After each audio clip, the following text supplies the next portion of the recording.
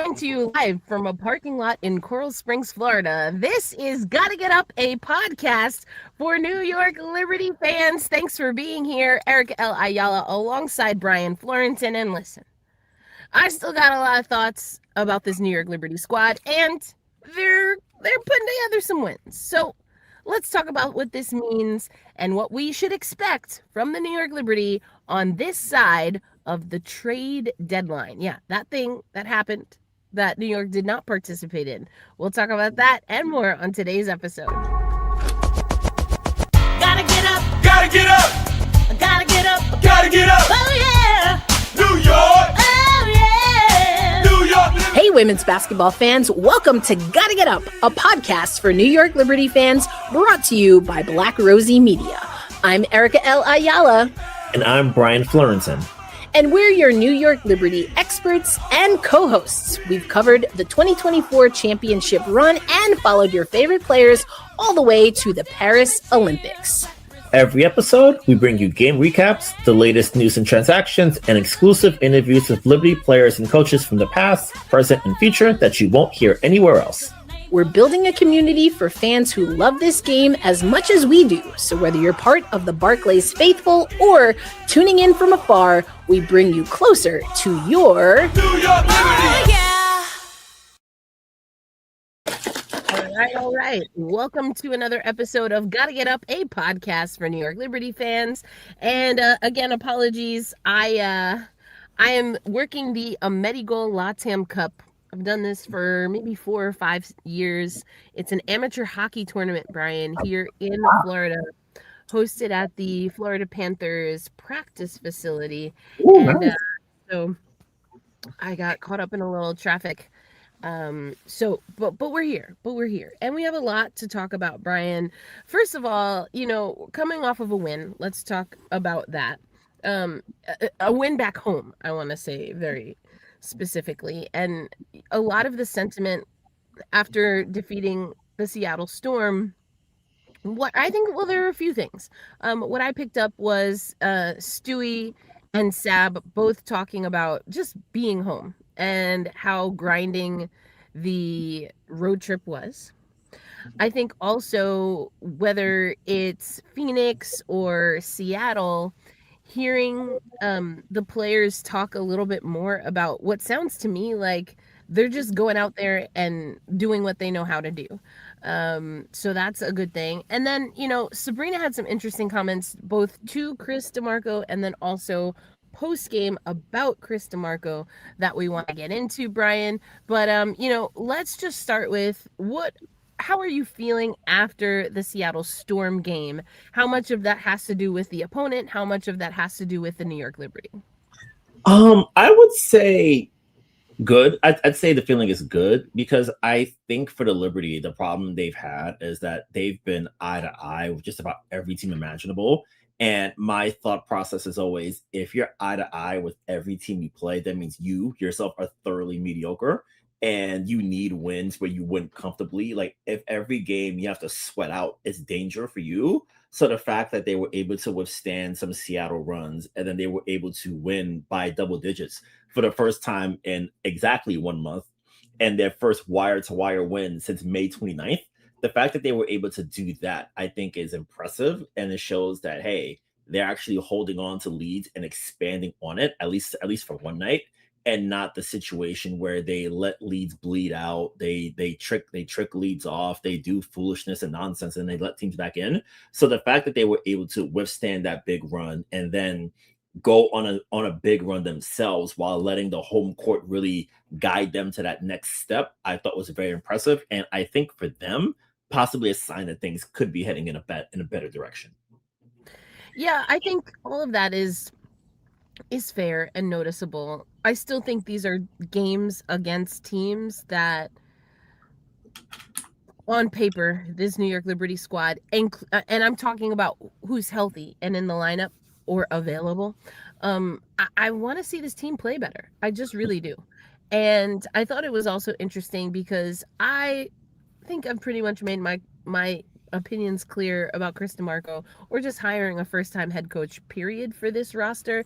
So I'm going to try not to belabor the issue. If you're listening for the first time, well, definitely go to the archives. And I think we also have a snippet from the last episode where I get into it. But so moving away from that, another thing that kind of drives me wild, which we saw change a little bit in the Phoenix game, but is still something I'm not convinced by, is both the utilization or just the impact overall of Hanju, as well as in the Phoenix game.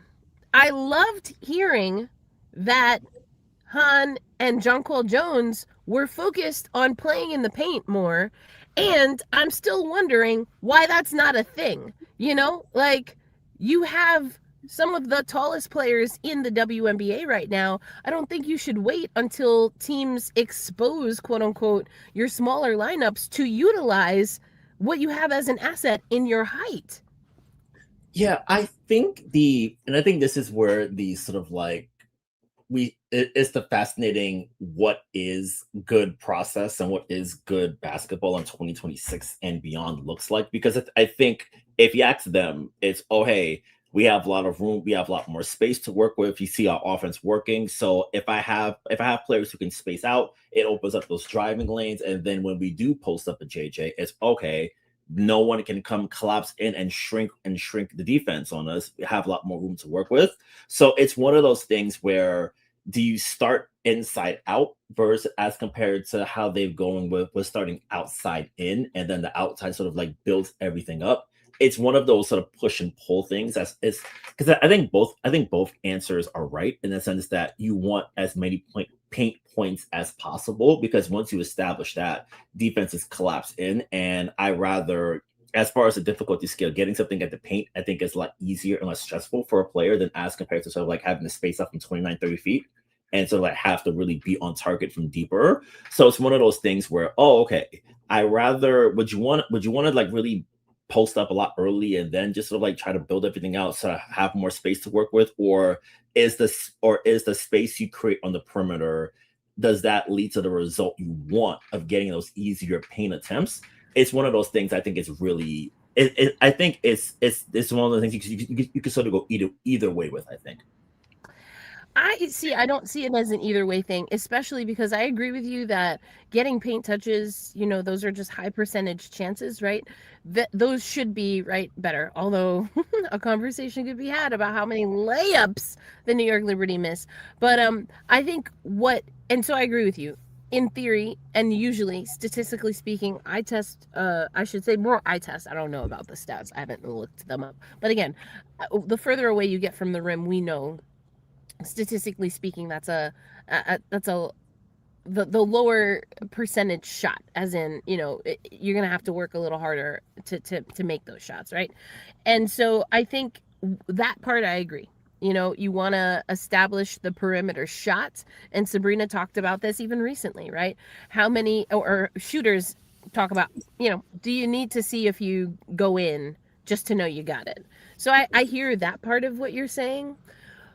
What I also intuitively believe, and from watching basketball believe, and if we watch how games are officiated, you know, this is assuming that we agree that WNBA games are officiated consistently or fairly or accurately. But let's just assume, let's live in that world for just a little bit. What I do believe is that if you want to get a favorable whistle for your players in the paint, you have to establish the paint early. The New York Liberty, including Breanna Stewart, who I unabashedly say is not only the MVP of this team, but is also an MVP candidate for the WNBA. Even Breanna Stewart, who I think does almost everything for the New York Liberty the best that it can be done and sets the tone, Stewie does not always establish the paint before the second half. You know, we will go into halftime, and this is a New York Liberty team that has Jonquel Jones and Hanju playing minutes together that has not established the paint. And so that to me kind of burns my grits. You know, that to me is and maybe I'm just a purist, a traditionalist, but you have to establishing the paint means a few different things, including getting a favorable whistle in the paint.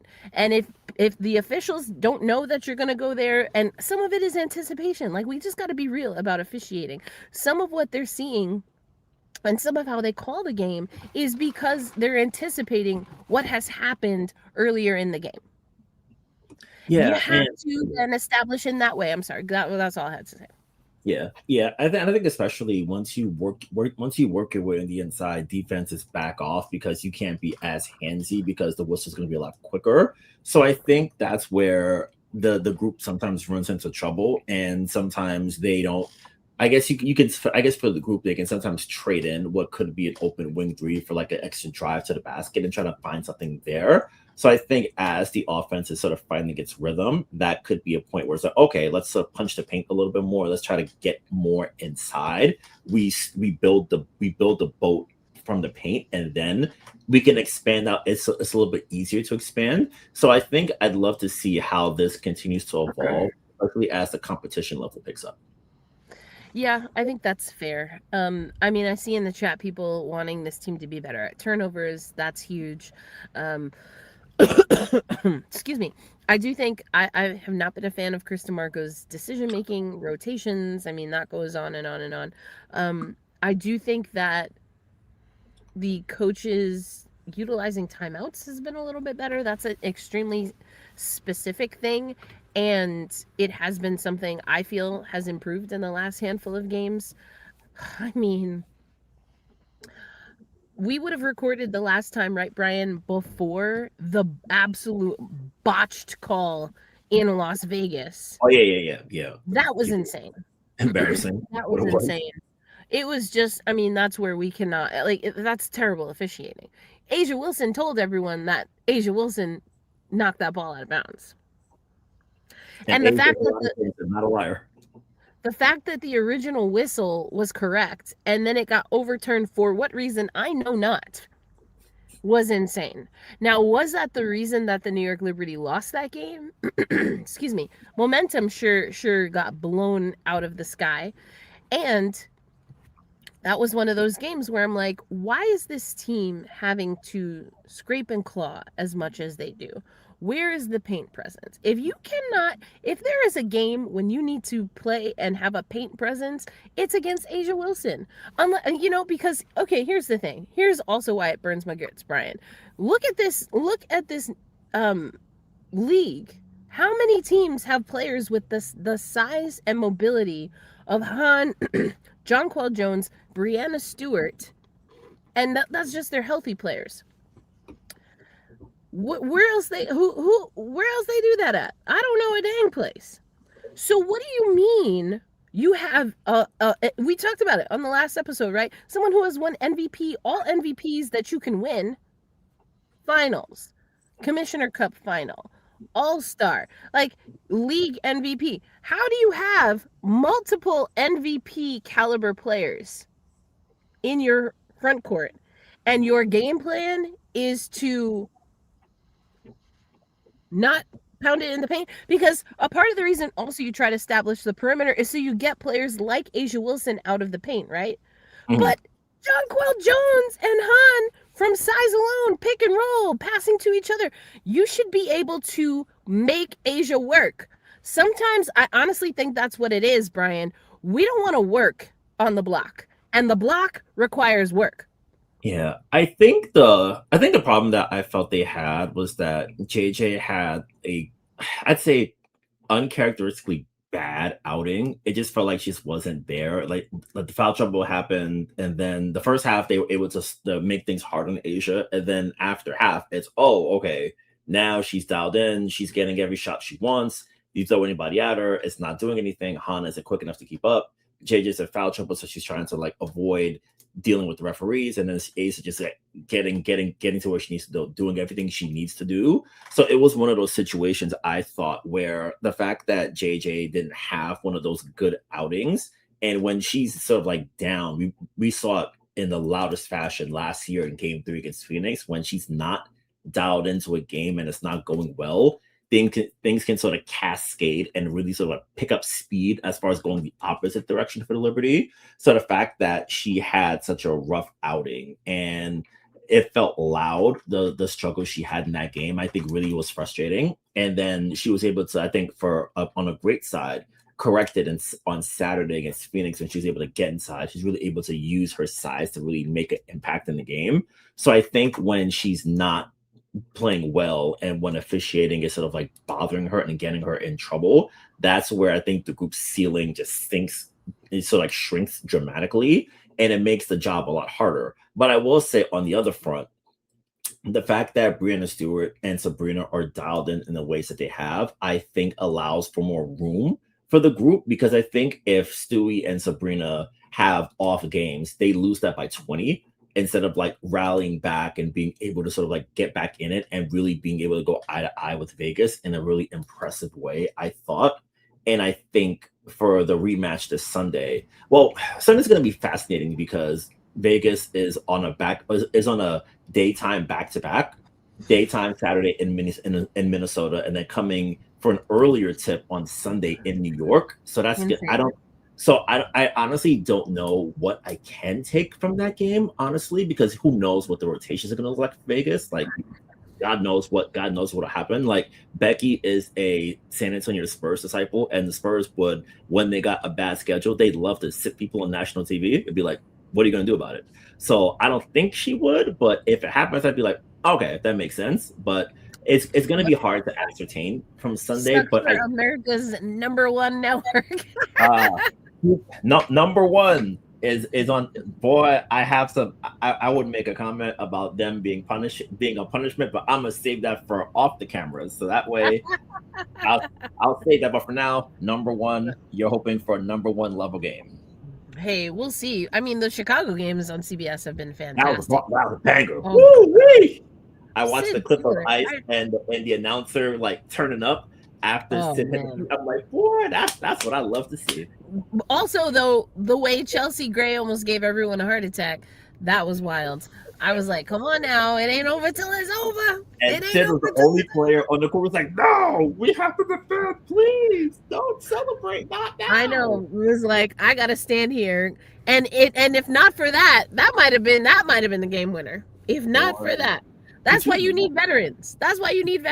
Anyway, I like this comment from Jeremy.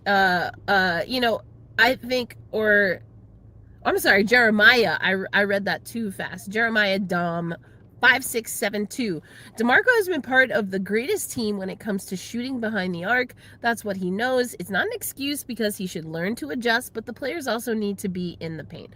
I mean, yeah, go for it. Yeah, I think that's a good point, but I want to complicate it a little bit and say that we think so much of those teams as 3-point shooting teams, but they were great mid-range shooting teams. Like Durant was A+ mid-range shooter, Klay Thompson A+ mid-range shooter, same for Steph Curry. Sean Livingston was like super high percentage all the time. Like they operated in the mid post. Andrew Wiggins in the last title run, like it. I think sometimes Chris sort of like gets put in the 3-point man bucket, and I'm like,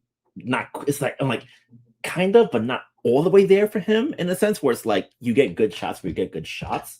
And I think where their successes come recently is that they're getting good shots and they're getting cleaner looks, and players are reverting back to what we think of them as shooters, i.e. Sabrina.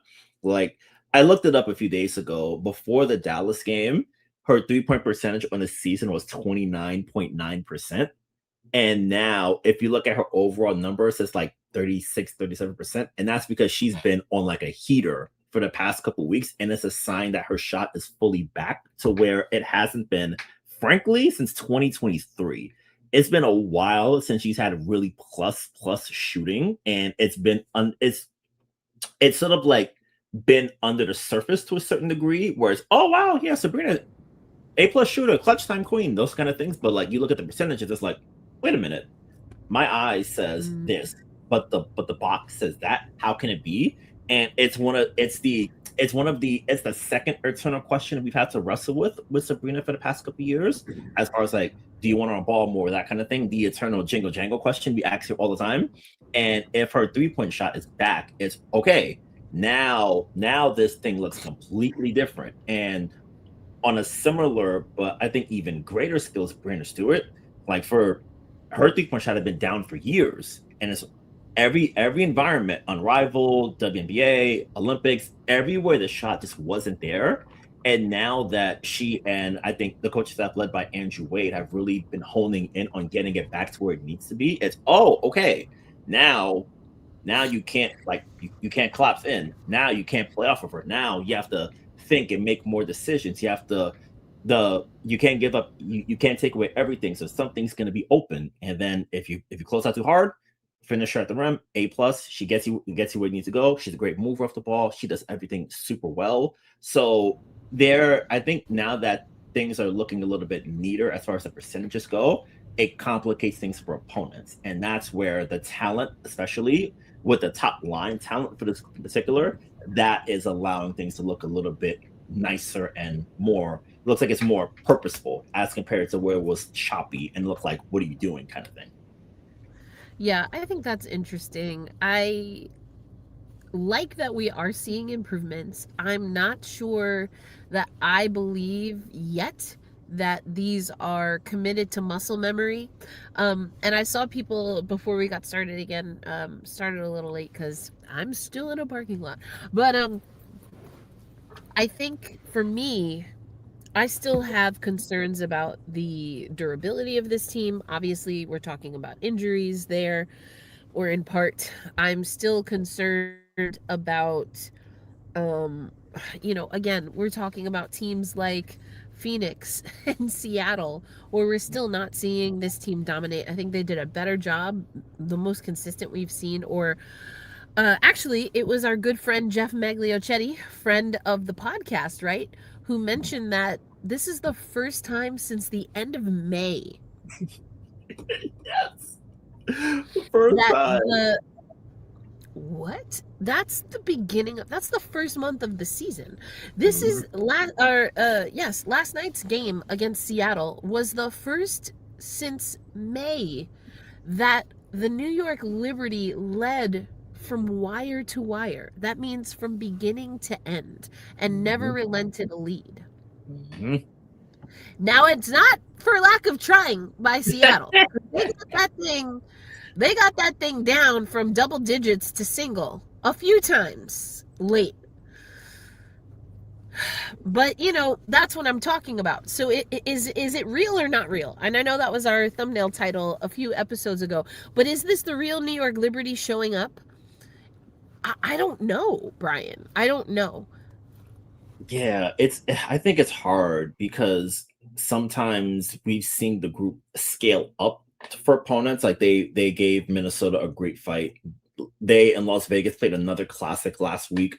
So they scale up for opponents, and a few breaks here or there, the outcome changes differently. But then we've seen too often where they'll play down, and it's like you're playing a Sparks team. Even before Kelsey Plum was traded, she was out injured, and you're up late, you're cruising to the finish line, and it's no, wait, I have to put my work pants back on because something's bad happening again.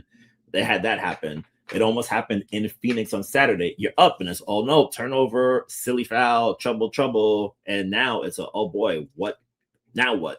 I think last night is the first time in a while where they held it late and they didn't have to sort of sweat it out. And also, I wanted to make sure I had it right. The most minutes anyone played last night for the Liberty was Stewie at just 31, which is a lot lower than where she has been for the past month. So the fact that they were able to go wire to wire, hold the lead comfortably, and not have to push the Brandon Stewart go all out button, I think is helpful, because especially after a long trip across the country, you want to have a night where you win comfortably enough to where you're not having to expend all your energy again. Because the more you expend your energy now, and we'll get to it in the news later throughout the month as FIBA rosters are coming together, I imagine it's Sue Bird. She's gonna call her road dog Brandon Stewart to come join the team, and more than likely she might be going. Well, to be determined. We'll see. But I mean, yeah, we got to talk about that because I know internally I've been talking about this for a while. I don't really think there's any value in having Asia Wilson, Brianna Stewart, Chelsea Gray at the World Cup. I just don't know why you need them there, if I'm being honest. It's a fascinating question, and I wonder, now that I think about it, Erica, I think you've tapped into an interesting part of my brain. I'd love to workshop it with you in real time. I wonder now that with the U.S. women's national team sort of like starting to mirror the ways that the men's national team are in terms of having like a general manager, like a super Grant Hill kind of thing, where it's like, okay, we're doing it the same way. And for the men in the World Cup, you don't get the tippy top guys in the World Cup competitions. Like you wouldn't get LeBron James in like America Cup or like the World Cup from a couple years ago. He came back for the Olympics. Same for Steph Curry and Kevin Durant. I wonder if because the USA basketball pipeline is so vast and unique and talented from here to kingdom come, you can be like, okay, Asia, take this off because we've got Aaliyah Boston, you're gonna have a bigger role. We want to really see how you look as the fulcrum of an offense. Oh, hey, Brandon Stewart, take this time off. We're gonna see what. Trying to think of like another elite wing that can take replacement. Okay, I don't know. Like let's just throw Alyssa Thomas, for example. Like it's not merit for merit, but I think star for star kind of thing. It's Chelsea Gray, not this time. Take this one off. Heal up. Oh, hey, Caitlin Clark. It's time for you to get international experience fully. Get out there. Oh, we've got Sarah Strong. You're not playing right now, but come hang out with us a little bit more. Soak up some game because it's 20. We're gonna need you. Yeah, it's a lot. Yeah, because Paige Beckers was at the most recent camp. Caitlin Clark, Juju Watkins was there but hurt. So, and again, I've been saying this in a few other places. The USA team does not have to win the World Cup to qualify for the Olympics. They've already qualified. But first of all, just by being an 8-time Olympic gold medalist or Olympic gold medal winning team, but also where are the right there in the United States. We're hosting. Why run up miles on people that either are pretty much a lock for the team or maybe even might want to miss an Olympics? I don't know that you need to do that. What else is Chelsea Gray going to prove to you, or Stewie or Asia? Everyone's trying to catch them. Period. You don't need to put more wear on those players. So I don't think we're going to see them at all. I know I was like, we'll talk about it some other time. Then she proceeds to talk about it. I just don't think we're seeing it. So hot take. I've had this hot take for a while. Hit me. The World Cup roster that we see in Berlin, not even remotely close. I'm talking anywhere from, I'd say minimum 3 players, upward of maybe 5 or 7 players. Not gonna see the same roster in Berlin that we're gonna see in LA. All right. Commenters. Is Plum Dog playing in the World Cup for what? Yeah. For what?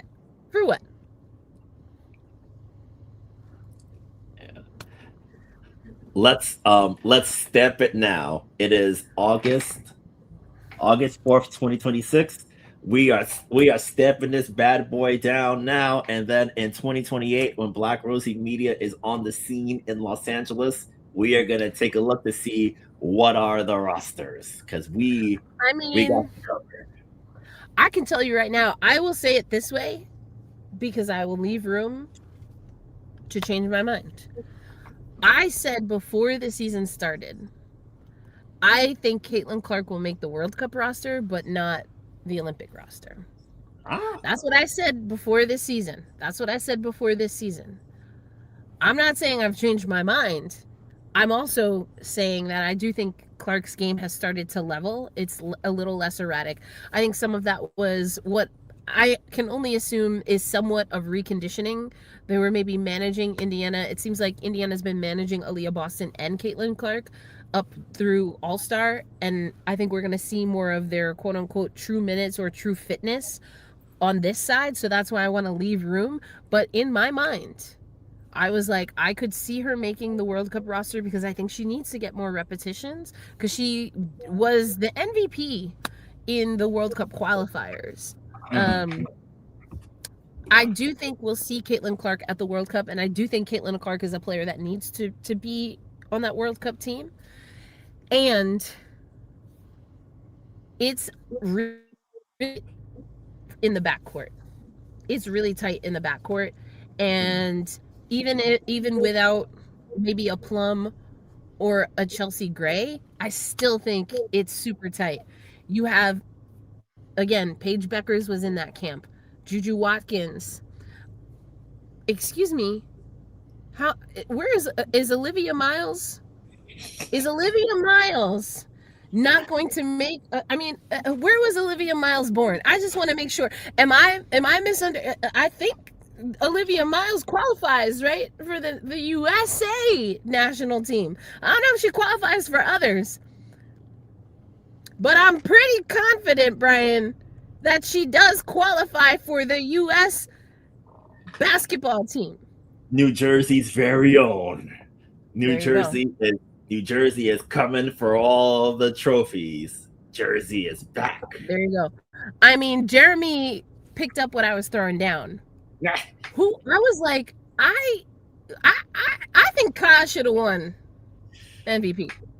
She was cooking up, and now she's back cooking up. And hey, maybe Phoenix might. Hey, Phoenix, you guys are in the news. What do you got for me now and in 2027?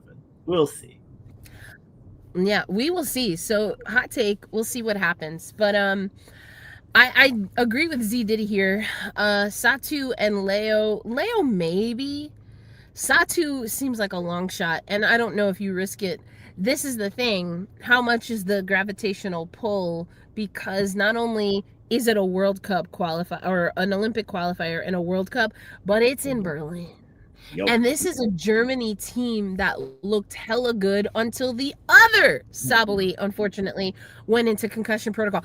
Niara Sabally was so good for the German national team in a short stint at the Olympics that she played 3 games? I don't even think it was 3 full games, and was still one of the top scorers. And by one of the top, I'm pretty sure like top 2, was a top 2 scorer for the German national team. Like, that's wild. Now it's 7 games, but also it's 7. You mean to tell me nobody caught up with that point per game? Nobody caught up with that point per game? She was cooking up, boy. 3 out of, I guess, 6 technically, because I think it's either 7 or 8.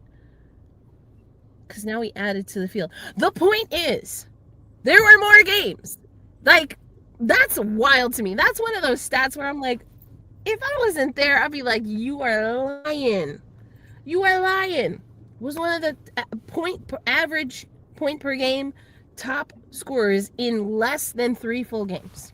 Was cooking up. And for Germany, it's hey, Leo and Satu have been doing some work, but nothing to where, at least as far as we know, them doing anything that's like super intensive. And the things where it's like, oh, I need you to jump kind of things. I need you to do all the intense things we're gonna need in the postseason kind of things. Like, they haven't, as far as we know, have made progress on that quite yet. We'll have to we'll keep poking to figure out what the status is, because they haven't shared much, and people are pissed off about this. Like, hey, we're trying to find out, but they ain't giving it up. So we just got to keep poking away, keep sort of looking into following up those kind of things, and then once they sort of get on the real road to recovery, then we'll see if they can make it back in time. Because I could be because I know Marina Fatou is due to leave pretty soon. Yes,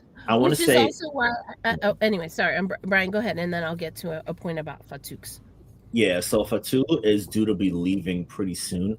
Jackie reported a while back she's gonna leave with about 4 games, 4 games before the cup starts, so she might be leaving out in like a week or two, something like that. But she'll be gone fairly soon. If Leo and Satu are healthy enough, they more than likely are going to be out there. But we have to wait for Germany's roster to come out, and we'll keep that. We'll let you guys know in the world famous women's basketball roundup. That's it. Brian putting down a plug there. If you are one of our Legacy 22 members, you already have the first pass at our World Cup field guide. Everything that you need to know is in there. As Brian mentioned, we're still waiting on rosters, so we don't have everything in there yet. But, we do have the Opals roster. So that's there. And if you want the real-time updates, then make sure you subscribe. You can subscribe at the annual level. That's our Legacy 22 level. You can also just become you can become a member of the starting 5. That's $5 a month every month. And our paid subscribers are going to have access to that field guide. It's going to have all of the rosters. It's going to cross-reference WNBA teams, NCAA teams for you. We're also going to have the schedule of the World Cup, so you'll know when your faves are playing against your other faves. And we'll also have some fun facts in there, because who doesn't love that? But yeah, we'll check that out. I'm jerry-rigging all of this, so we'll see if this works, because that overlight light was gross. I can't be out here looking like a Oompa Loompa. I know I'm in Florida, but I have my limits. Anyway, anyway, continuing on, I do think that Satu Sabally and Leonie Fibic are game changers. I would feel differently, at least in theory, if both of them are healthy, certainly for the playoffs. And because of that, these two have to make their decisions. It would be in consultation, I would imagine, with the New York Liberty and the German national team. If they're not healthy, but they're close, that's a long window for them not to be getting game fit, because practice fit and game fit is a little bit different. So that I could see as valuable, right? And we know the German national team not only is going to want them, but needs them. Not the same situation for the World Cup.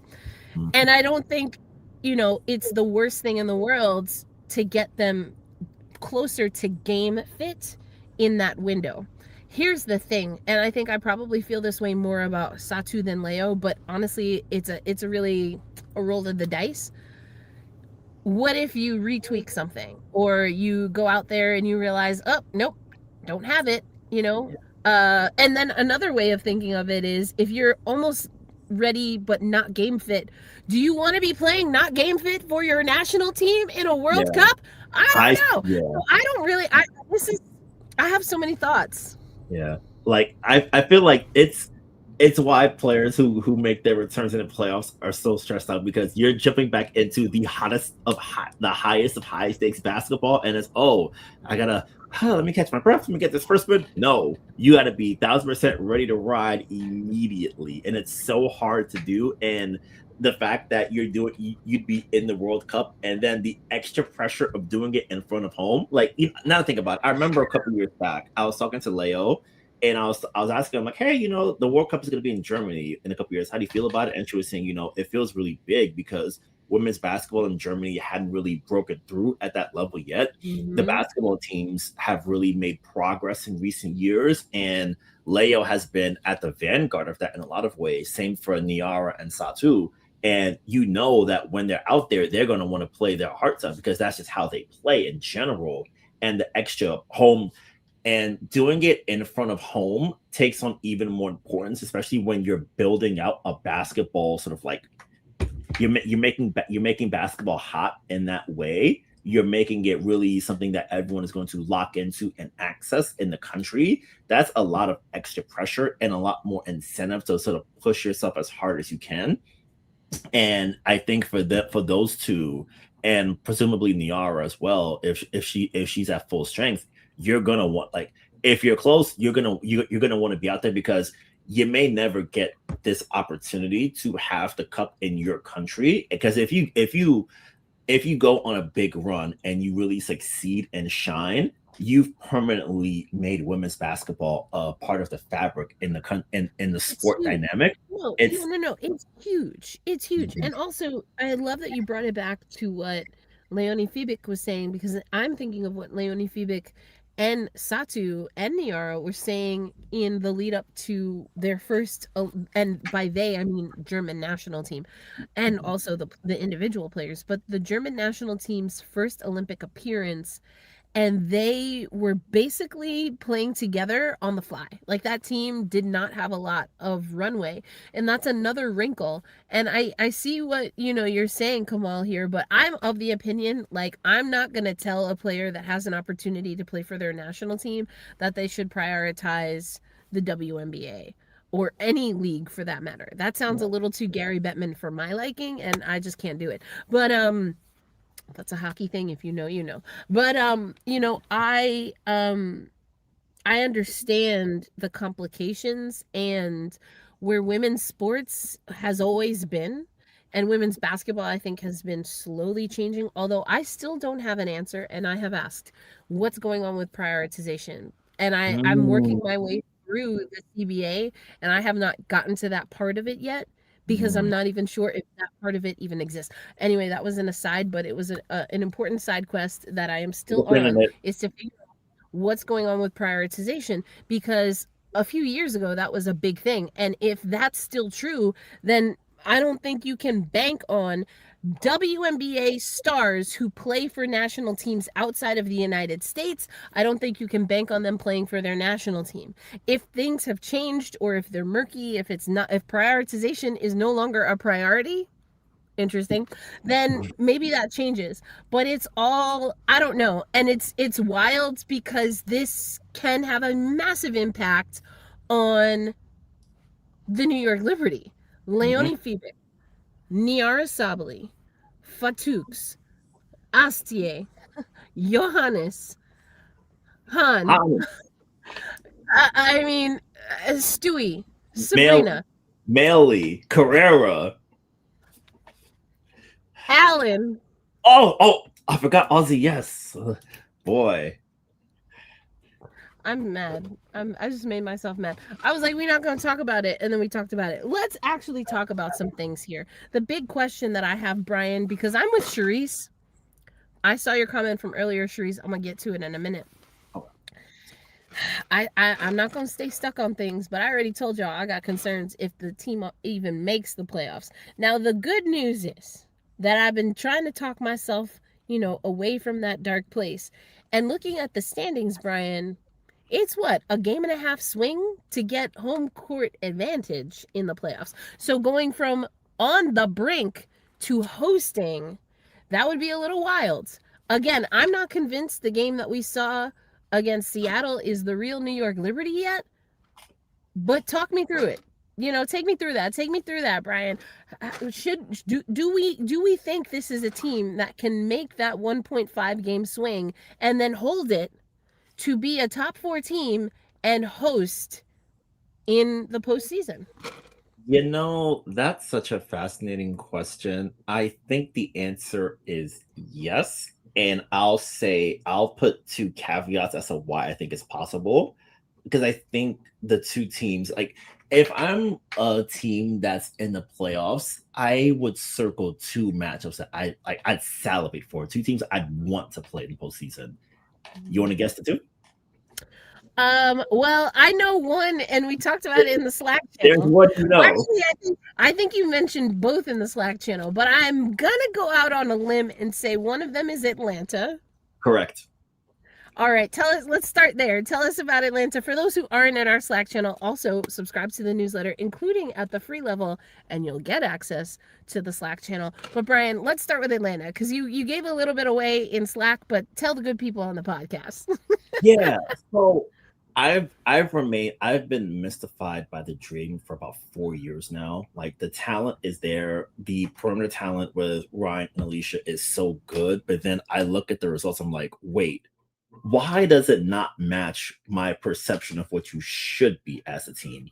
And even with Angel playing as well as she has, I still have so many questions about their offense, if they're able to get easier shots, how are they able to get to the painted area when their threes aren't falling? Their level of execution down the stretch always leaves me wanting. They've given games away. And last night, because I was at Barclays for the Liberty, I didn't really get to watch the game as much as I wanted to. But I look up and like I yelled, like I was sitting next to our friend Kenny St. Ville. I looked at the squad, I'm like, the hell is this? And he's like, they're down 28. I'm like, what? At home on NBC? Like that's embarrassing. And I feel for the Dream. I'm like, man, like I know it's one game, but some games, man, you got to give me something better than that. Like if the Liberty were at home and they played the Lynx and they lost by 25, I feel like people would have their pitchforks and baseball bats out for the team. And I think for the Dream fans, I'd be furious. Like you got stomped out in a sold out building on national TV. Like what happened? And Barbie night. Like you let the South Carolina Gamecock come in on the Queen of LSU's night and have South Carolina and Notre Dame run your trap. Now that I think about it, they messed up though. I'm gonna tell you why, Brian. Because Asia Wilson is the AKA-est of AKAs. How you play Asia Wilson, who just dropped the A2s, right? In pink. How you play Asia Wilson on Barbie night? Also, Erica, do you know what I call Aces games in Atlanta? Wait, say again. Do you know what I call Aces games in Atlanta? South Carolina home games? The Asia Wilson Invitational. Damn. Asia got the AKA, she got the auntie, she got the church grannies. Everybody coming because You're right about that. Boy, and it's at affordable prices too, boy. Girl, listen, now you got me thinking. This is apropos of absolutely nothing. But would Asia Wilson ever leave Vegas? I mean, I feel like she said in no uncertain terms. The answer is no. But anything can happen, and like don't get caught out there because ownership changes, coaches change, and you might need a change. You know what I'm saying? But like, imagine Asia Wilson actually playing for Atlanta. Boy. Babies, sons, daughters, babies, everybody in between. You get yourself a pair of A1s, A2s, everything. You get the You're about to be at fives, at least when it comes to MVPs. You get the shirts, you get the hoodies, you get some baseball caps. Like you got to get the compression, one leg compression. I even got some of those. I was like, yep, left side. Thank you. It looks so comfortable. Like I haven't played basketball in a minute, but I'm like, if I do, I'm like, man, let me get on that right quick. Listen. This is not a fashion show, but I will say this: compression shorts for people with some roundness, and all types of roundness. It don't matter the kind of roundness, because some roundness, all roundness is beautiful. We love it, but if you got some roundness compression, you got to make sure you get the right size because you will compress yourself out of an oxygen flow, out of blood flow, if that thing don't cut the right way. And I know some of y'all know what I'm talking about. Don't even play me out in these streets.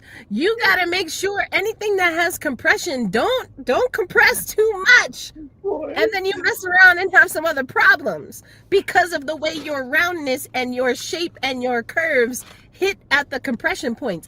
That's all I gotta say. I mean, like so many other things, for those of us round people, shapely people, you can't even get the you know what I'm saying? Like they compress two up in here and it's like not enough over here. What is going on? Like can I get it?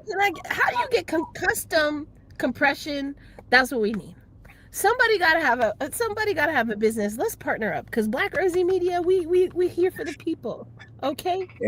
If sponsors that are out there, we are giving you free game. Let's go.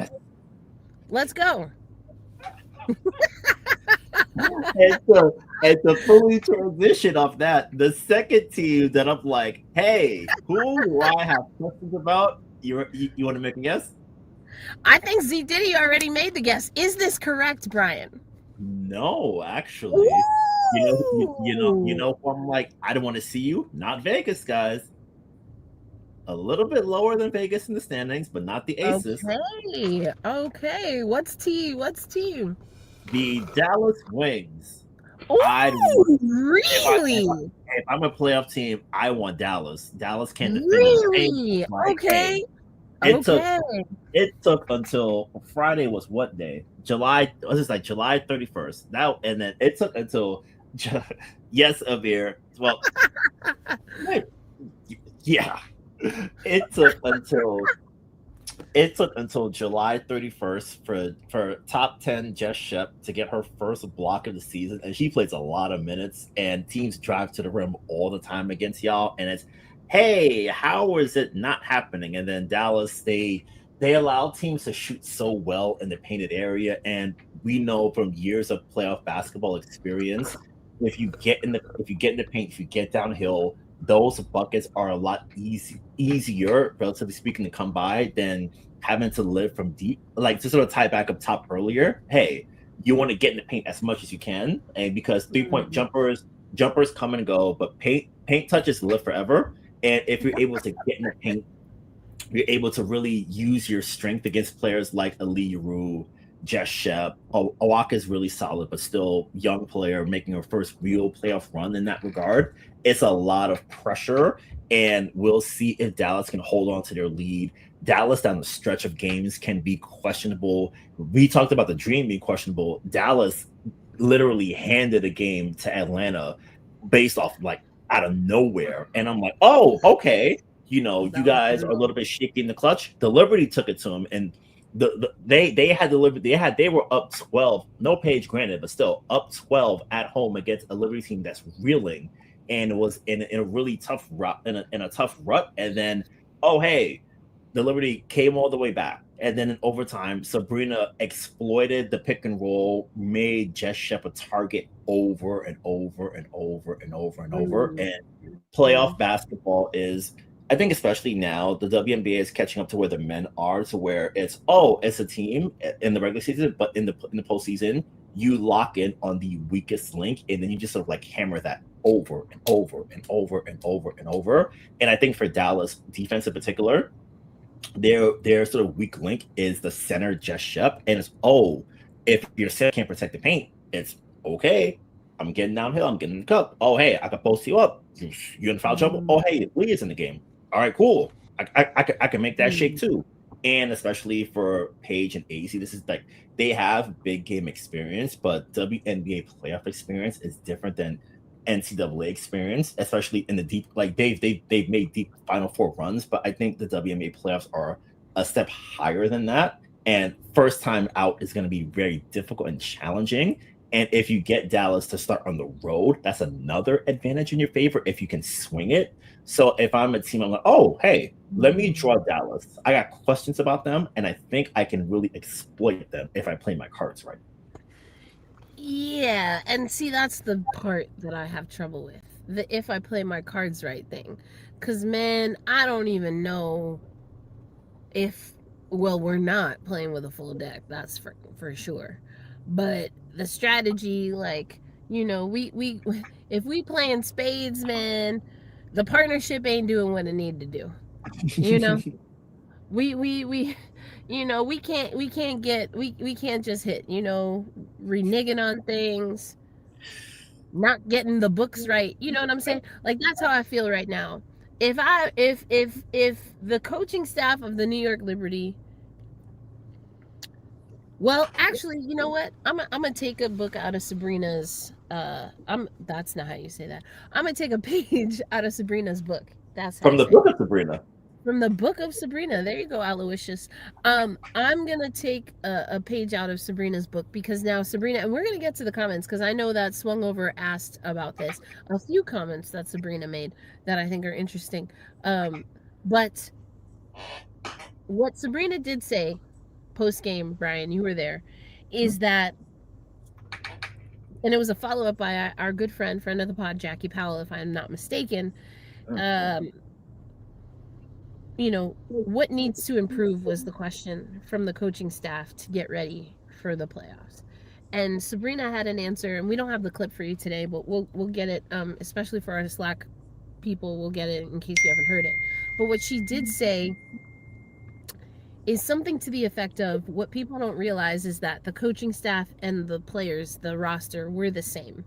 And I thought that was interesting, right? Because yes, I think there is some of that. And I have not felt that way personally watching this team, but that's Sabrina drawing the line there. Sabrina was also asked about Betnijah Laney-Hamilton, which I thought those comments were, they were interesting in that they weren't, maybe. But I think, this New York Liberty squad, again, going back to my spades analogy, you got to be one with your partner. And if you're not, that's when you renege. That's when you call too many books, and that's when you get messed up. That's kind of how I feel, is that this is a partnership, the New York Liberty, that, I don't know. If I'm trying to run the table, I don't know if the New York Liberty is the first partner that I bring, to sit across from me. That's just how it feels. But let's go to what Sabrina said. So Sabrina, was asked about something that honestly I didn't see as I was watching the game, and maybe I stepped away and or something. But Sabrina apparently, barked at Chris DeMarco and was asked about it, and said something like, "Oh, we kind of we that's how we talk to each other, almost like siblings," which I think is interesting. That's an interesting comment. And that she's like, "Oh yeah, I love it. We love it. That's what we do." I was like, "Okay, that's interesting." But the other interesting thing for me, Brian, was that Chris DeMarco got in Sabrina's face because he thought she was running the wrong play. But what Sabrina said is that Chris DeMarco ran a play, we changed the play, and he didn't know the play was changed. So that's when Sabrina got in Chris's face, because Chris got in Sabrina's face, and they did the whole sibling thing. Now, Brian, when I tell you, for me, there are so many threads to pull from that story. I don't know if it's just me, but what do you mean? What do you mean the coach is calling a play and then you call a different play? Now that happens in basketball all the time. But now you got people yelling at each other because there's, I'm sorry, did I deduce that correctly, dear Sabrina? A lack of communication. Now, am I blowing this out of proportion? Maybe to make my argument, it is very possible. But I feel like also they told on themselves with that story, Brian. What do you mean? What do you mean? Yeah, because funny thing about that last question, and if you listen to the audio, because our friend Chris Paris, and I'm getting his last name wrong, Chris P. He asked Sabrina about the back and forth with Chris, and then she mentioned the word like siblings answer, and then Brian is like, "Oh hey, thanks Sabrina, thanks everyone," and then Sabrina immediately she notices Jackie be like, "Oh," and then she's like, "You have a question?" And then if you listen to the audio, you'll just hear a loud ass and that's me. And I'm like, I just started laughing when she said it. I'm like, oh god.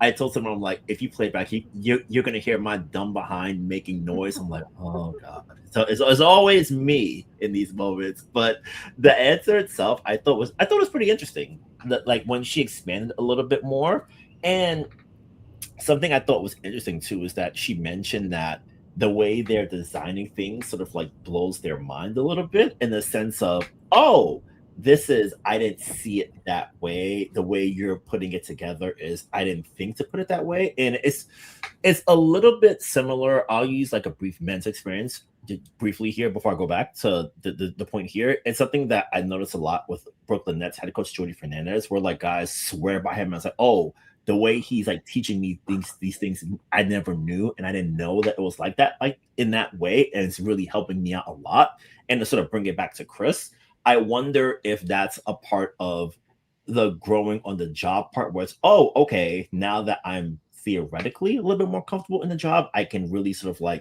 expand my stuff and really sort of dig into the things I really want to do with you guys to really get where we want to go as a collective. And as I'm doing that, it's, you guys are seeing the vision. I'm seeing the vision. I'm seeing how you guys are putting it together. I wonder if it's like that. And it's also a situation where, okay, you're picking it up, but this is, as you've mentioned for a while, Erica, this is not the time to be picking it up because the expectations are so different here compared to where the Nets are, whereas we're rebuilding. Whereas now it's, oh, okay, we've got bigger fish to fry here. What can we do? And can you get there as soon as possible? It's taken a minute, I would say. And I would love to just sort of like see how this continues to evolve in the sense of, okay, he's been here for like 9 months, hired in December. So like 9 months, not 9 months on payroll. So now it's a matter of, okay, we've got everyone, everyone's here who's here is going to be here. The cage doors closed. We're all locked in together. And now we've got to figure out what's up. I feels like the recent stretch is getting us to that point where they're starting to figure it out. There's still a lot they need to clean up, and there's a lot they'll have to reorient themselves to if and when Phoebe and Sabali come back. So they'll have to do the reorientation one more time. But I think for this set group right now, because Leo and Satu are out again tomorrow, and they will be for a little while longer. So we have that baked in already. So we have to think about that for a little while. So now it's this group. Can we go on a big run? And before the FIBA break, there's 9 games left. Can you do a 6-3, 7-2, even better stretch? Because if you can, it answers the big question you have of can they get home court? It would be a likely yes if you played well in that stretch. And another question is everyone fully acclimated and locked in and peaking at the point you want to be peaking at as we head into the postseason? If the answer to that is yes, the calculus for everything on this group changes considerably, because last year, as an example, they went into playoffs limping and sinking, and then they stole the game 1. They got obliterated at home in the game 2, and then everyone but Stewie didn't bother to really lock in like that in game 3, and then it's over, and then everything changes. So now it's, okay, we remember that from last year. Fingers crossed we're healthy this time and playing better entering the postseason, so we feel more confident in ourselves about it. So now that's going to be the thing where it's, okay, if everything is moving in the direction we want it to, does our ceiling change, and does the external perception of us change as compared to now, where it's, oh, you guys are sort of like trying to figure it out, sort of bumbling and stumbling along, versus, oh, hey, it's the juggernaut waiting for you on the other side. What are you going to do about it?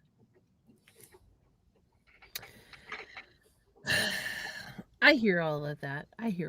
And Z Diddy, and I know that you made an adjustment, and I'll read it the way I think it was intended. Chris is making adjustments. He probably should not. That's where this part comes in. Should not have been the coach with limited experience, but I see improvements within game coaching and team preparation. I don't disagree. I still don't think it's enough at the juncture that we're at in the season, and that's effectively what Brian, I think you were saying just now, right? Yeah. That we're seeing it, but it's we need an easy bake oven version of Chris, and we're getting the fine dining version of Chris. That's a callback for those who've been with us for a while. When we need easy bake, we're not getting easy bake. This man trying to give us a 7-course meal, and I just need you to fucking heat up some ramen noodles so I can eat. Don't overthink it, boo-boo. Don't overthink it. Course 1, appetizers. Course 2, nice salad. Course 3, like, I'm gonna bring the rice and sorbet palate cleanse in the middle of the dang season. Ain't nobody asked for all that. It's already elite. It's already gourmet. It's already giving. I already paid. I don't need a show. I'm here. Just deliver. You Erica, know? After course 3, pause for a live musical interpretation from the house band. Like, what are we doing? I'm just trying to eat. And by eat, I mean win a dang championship. Okay? Don't get all cute with it. I don't need no guest what is it? What is it? What is it? Gastrological? I don't know. Experimentation, kind of freaking sci-fi culinary experience. If I don't want my steak to be a foam. I want it to be red meat with dang potatoes. It's immersive, is what it is. Not You know what? You're right. Immersive. You know what's immersive? I want to immerse myself in this team getting past the first round. I want to immerse myself in covering the postseason as a podcast host of Gotta Get Up, a podcast for New York Liberty fans, brought to you by Black Rose Media. I want to be immersed into the full experience that is a deep postseason run. Don't give me no foam steak when all I want to do is get to a game 7 in the dang WNBA finals. Here is a small sample of what's coming in the menu in the future. I mean, okay, but here we're gonna stay with that because I see Charisse and I raise you, Brian. Charisse saying if we don't make it to the finals this season, it's a bust. Here's the question that I want to ask you flat out, Brian. If this team does not make it to let me rephrase it. What is the barometer to stop with this immersive experimentational experience? What is the line? Is there a way for this team to identify what that is? Because for me, if you bring in Chris DeMarco and you don't get at least to the second round, and that's like a bare minimum basement, just barely got finished type level for me. And even then, I'm not sure that this immersive experience gets a season 2. That's how I feel right now. Yeah, I would agree that semifinals is the minimum expectation here because, I think I might have said it last year. They really had no business losing to the Mercury in round 1. Like if everyone else but Stewie plays at least a B- game, they win. They it's a close win, but it's a win nevertheless. And then you figure out what to do against Minnesota, which wouldn't have ended well. But hey, but still, it's one of those things where the expectation is deep playoff run, and deep playoff run for me is at least getting a game 4 in your building, 2 home games in your building in the second round, 3 if you snatch home court advantage. Like, I think that's the expectation for me for this group this year. And then if they fall short of that, I think because it's tough, because I don't know how to say it right, but so I'll just say it. I think that's where you evaluate a lot of the structure up and down the board of how things are put together. So I wouldn't necessarily just say, oh, hey, I'm just looking at the new guy and it's like, it's your fault, you go. I think it's a situation where you almost have to you almost have to look and say, okay, here's how we've been putting things together since the championship of 2024. What has worked, what hasn't worked, and does that call for an evaluation of how we put the roster together, who does these kind of things? I feel like it's a package deal in a lot of respects, and I don't think if the worst case, like if the worst case scenario happens and they miss the playoffs, everyone goes.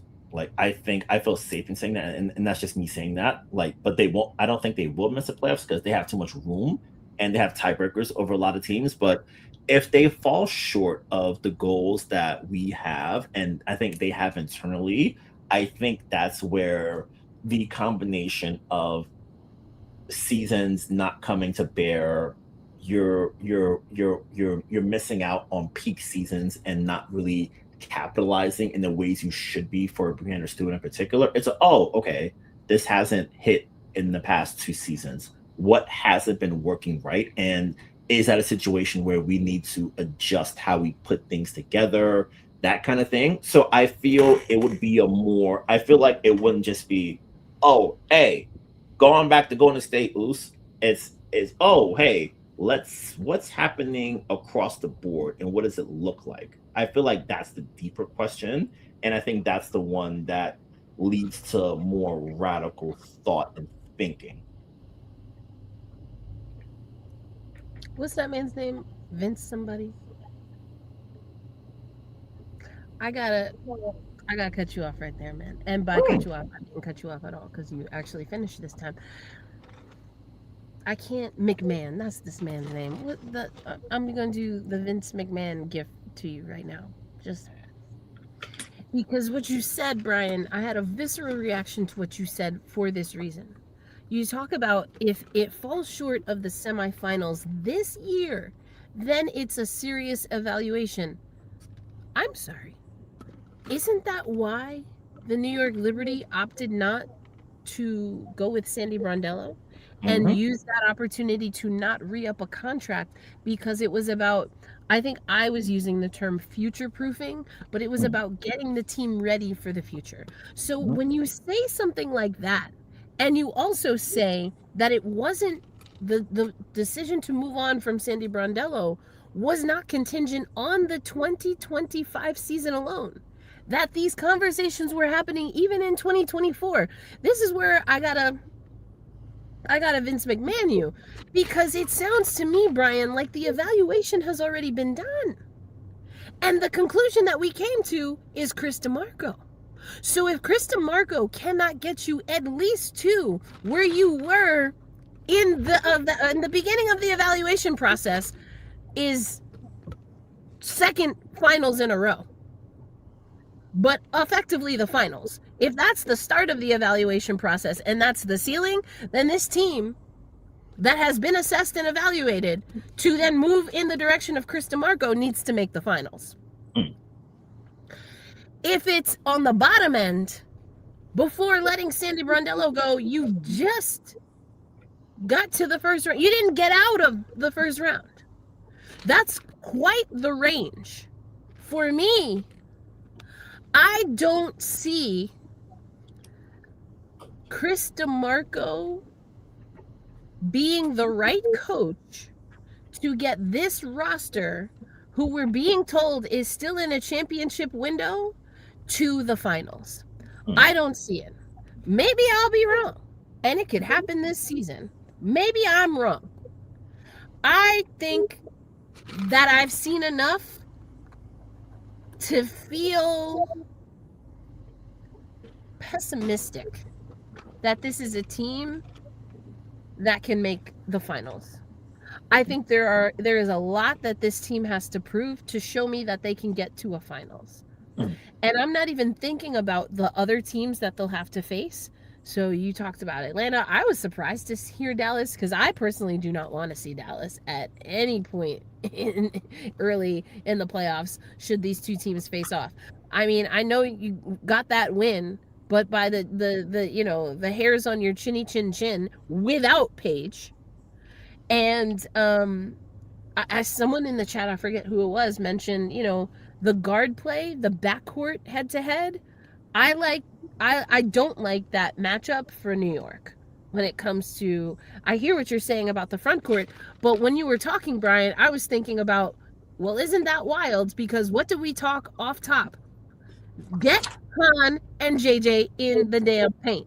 So if that's not going to happen consistently, and if that's a game where, and I know there was a few people going back and forth, is it that Han and JJ, I mean, because size-wise, you would think height-wise, they should be able to play that, but is that their game? And I thought that was such an interesting comment. I'm going to try to scroll up and see if I can find it before we get up out of here, but that to me is really interesting, because I don't think that Han is comfortable playing in the paint. Doesn't look great defensively in the paint at all at that size. Footwork ain't there. That's when you can tell, like, Asia Wilson working on that footwork, a season and a half ago, paid off. Asia Wilson's footwork, crazy. Jonquel Jones has never had great footwork for me, personally. I think that because of Jonquel's whistle and where she often does receive the ball when she's in the paint, I think the footwork, I think she has to change how she uses her or I think she has to change her footwork, to be honest, because the officials are doing Jonquil no favors. JJ is like, and has said multiple times now, Brian, if you pay attention over the years, multiple times over the years, and at least twice this season, you want to talk to me about that with no cameras, no microphones. I got some things. I got some things to say. But she's almost like, it's above me now. Like, it's not something that she wants to talk about. And I get that from not wanting to be fined and honestly just not wanting to stay in that space. But what I would love to see JJ do, and listen, that first little dribble went away after I mentioned it on the podcast. I'm not saying it's because of the podcast, but I'm just giving you a timeline. So maybe we can also add this to the timeline. I do think JJ needs to think differently about her footwork. I don't want to say it's necessarily that it's a skill that needs to be added, Brian, but I think the instincts almost have to be inverted or something. Like, there has to be something that changes just a little bit, because Jonquil gets so deep into the paint and in the block, and by that time, literally at times, it is all but one defender like swarming, almost like what Matrix was that, Reloaded maybe, where Neo is visiting the Oracle and there's just all those little dudes, right, in the suits and in the sunglasses, and they just like roar, you know what I'm saying? And then all of a sudden JJ comes out of nowhere. But see, here's the thing, this is the Matrix, and as soon as JJ comes up from all of that, who gets the foul calls, or who's getting just absolutely bow, bow, bow, bow, bow, no whistle? Don't put the ball down there, don't go down there. Keep it up here, because if they jump up and try to get the ball, if they don't call that whistle, then you know what, JJ, go off on somebody. Just go in and get a technical foul, because that's crazy. You know what I'm saying? And that's what I mean. I don't think it's that the footwork isn't there. I think it's just the footwork and also the ball placement just has to change a little bit to be smarter. I don't want to, that's smarter. I feel like that is going to come across in the way I don't mean it. Be more strategic. That's what I want to say. Be more strategic in knowing what your whistle is and honestly isn't, and also knowing that you are tall. Use that height and use the get a little wider. I think that it's often planting both feet at the same time, but also use your length, right? And use a wider stance. Maybe but those are like super technical things that I would love to see Jonquil Jones just continue to work on, because it's like, again, her whistle is going to be her whistle. We know it's frustrating, but we also know that this team needs Jonquil Jones in the paint. Thank you, Fabian. Like, I just think that it's not that it's a lack of a skill. I want to be evidently clear that that's not what I'm saying. I just think that sometimes if you're used to going from A to B to C to D to E to F, but you might need to go to A to C to D to Z to, you might need to just switch it up a little, because the whole alphabet is there for JJ. I just want to see it executed and a little bit differently. I wonder if it's a situation where, because JJ is so good at sealing. Also, Rob, Hakeem be scamming people in them trainings, boy. Amir, nobody. I love Hakeem. I love Hakeem. That's the legend. But hey, Hakeem, sometimes the boys don't be listening to him like that. So save your money. I think to the JJ point, something that I think could possibly address that, and it sort of ties back to what we were saying about getting inside earlier. JJ is so good at sealing in the paint. Like, she uses her leverage and her body.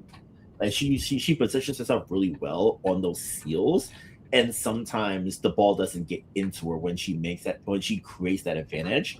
And I think that's where the group can stand to get into offense a little bit earlier, and especially in those transition opportunities. If you've got it, JJ is a great wide receiver. She gets everything she needs to, and it's, oh, hey, get it into her. You get her inside the restricted area. She's like 75% inside the restricted area, so it's automatic when she touches it down there. It's either 11 for 2 or 2 free throw attempts, either or, because once she creates the advantage with that seal, it's game over. So I wonder if it's a situation where, as they get into offense a little bit earlier, it's, JJ's created the advantage on the seal. Punch it in there. If it's a turnover, we live with it, but we at least make it so you have to send extra help, and you really have to keep up with her because JJ's great running the court and that combine that with her generating advantage with those seals and doing her work early, it creates such a unique advantage for New York. So I think over the next couple games, that could be something we sort of like keep an eye on to be like, oh, okay, we're not we because they don't sign my checks.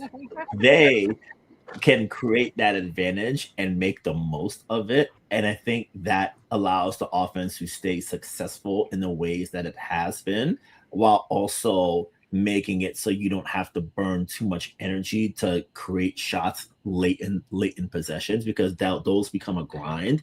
And if you get to it earlier, you're tomorrow night in particular, you're facing a young team in Seattle on the road. Dom sometimes gets frustrated when she makes mistakes. And if you can capitalize on that, and now that they changed the lineup a little bit with Awa coming off the bench and Ezzy back in the lineup, it's okay. Things are a little bit different for Seattle now. We through our injuries and various ins and outs of things, we're starting to develop a rhythm and chemistry finally in the way that we want. We can maximize and emphasize that by getting those early paint touches, really running the court well, letting our crowd shake with the energy, let it build up and make things work in that regard. So I think it'll be a fun thing to sort of like keep a close eye on over the next couple weeks. Damien, thank you for this. Erica, you would make a great coach in giving the players motivation, knowing their roles, and make sure everything goes according to plan. Well, I am an eldest daughter, so there you go. That's and a Taurus, and Latina, and very specifically a Cuban Puerto Rican from New York. So that's a lot of, energy, shall we say. So maybe also, I don't know. I'd definitely be more of an old school coach. I have to make sure I get my lawyers to make sure they vet everything I say before it comes out of my mouth. Said the podcast host. Damien, you're absolutely right on Erica being a motivator. This motivator coach, this team, I think needs. Thank y'all. Hey, listen. Hey, if anyone from the organization is listening, you can edit out all of my tough love, but give them the motivational speech. Come on, let's go. You got all of the alphabet, JJ. You just gotta it doesn't always have to be A to B to C to D. Mix that thing up. We want the remix. Let's go. I do want to come back to something that Z Diddy said, talking about the Lynx in Vegas are legit championship contenders. If we lose to either team, it's not a failure. Okay, here's a few things. First of all, you're talking about rivals, man. You can't be over here like, well, I guess we lost to them and they're contenders. Excuse me? Listen, Brian, I don't care what kind of lineup the Metropolitans have. The New York Metropolitans, I will never be okay with them losing to several teams. But the top three, in this order, probably. Coming in at number 3, Atlanta. Don't you ever lose to Atlanta and expect me to be okay with it. Now, you're lucky Larry ain't on the team no more, but I bet you he's still lurking out here because you know what? That fool named one of his children Shay because he's a troll. He's a dang troll. And I can't say nothing about it because he would whomp on our behinds. So I'm never okay with you losing to Atlanta. Maybe they're at number 2. But I'm going to go at number 2 with Philadelphia. And especially because that fool Bryce Harper, he's over there now. I can't take it. I can't take it. When I tell you, don't you ever in your life think that I'm going to be okay with the New York Metropolitans losing to Philadelphia. And I don't give a dang hoo-ha care in the world. Yes, I am from New York. I already done told y'all I root for the New York teams I choose to root for. Don't be telling me who to root for. I don't root for nobody's Buffalo. I don't root for nobody's Rangers. I don't root for nobody's Islanders. I don't root for nobody's Knicks. And I dang sure never in life, I tell you in life, will I ever root for nobody's pinstripes. I ain't doing it. Not happening. That's how you know. If you ever hear me, Erica Lila, say I'm rooting for the New York Yankees, that's some AI slop, and you delete, because I would never in life. I would never, ever in life. That's how I kind of feel about this. I cannot be out here as a host of a podcast for New York Liberty fans and be like, oh, well, it's okay if we lose. No. Can't do it. I ain't got it in me. So that's number 1. That's point number 1. And point number 2 is I'm sorry. How you bring back Jonquel Jones, Sabrina Ionescu, Brianna Stewart, Leonie Feeble, Maureen Johannes. You add Pauline Astier, Fatux, Satu Sabali when she's healthy.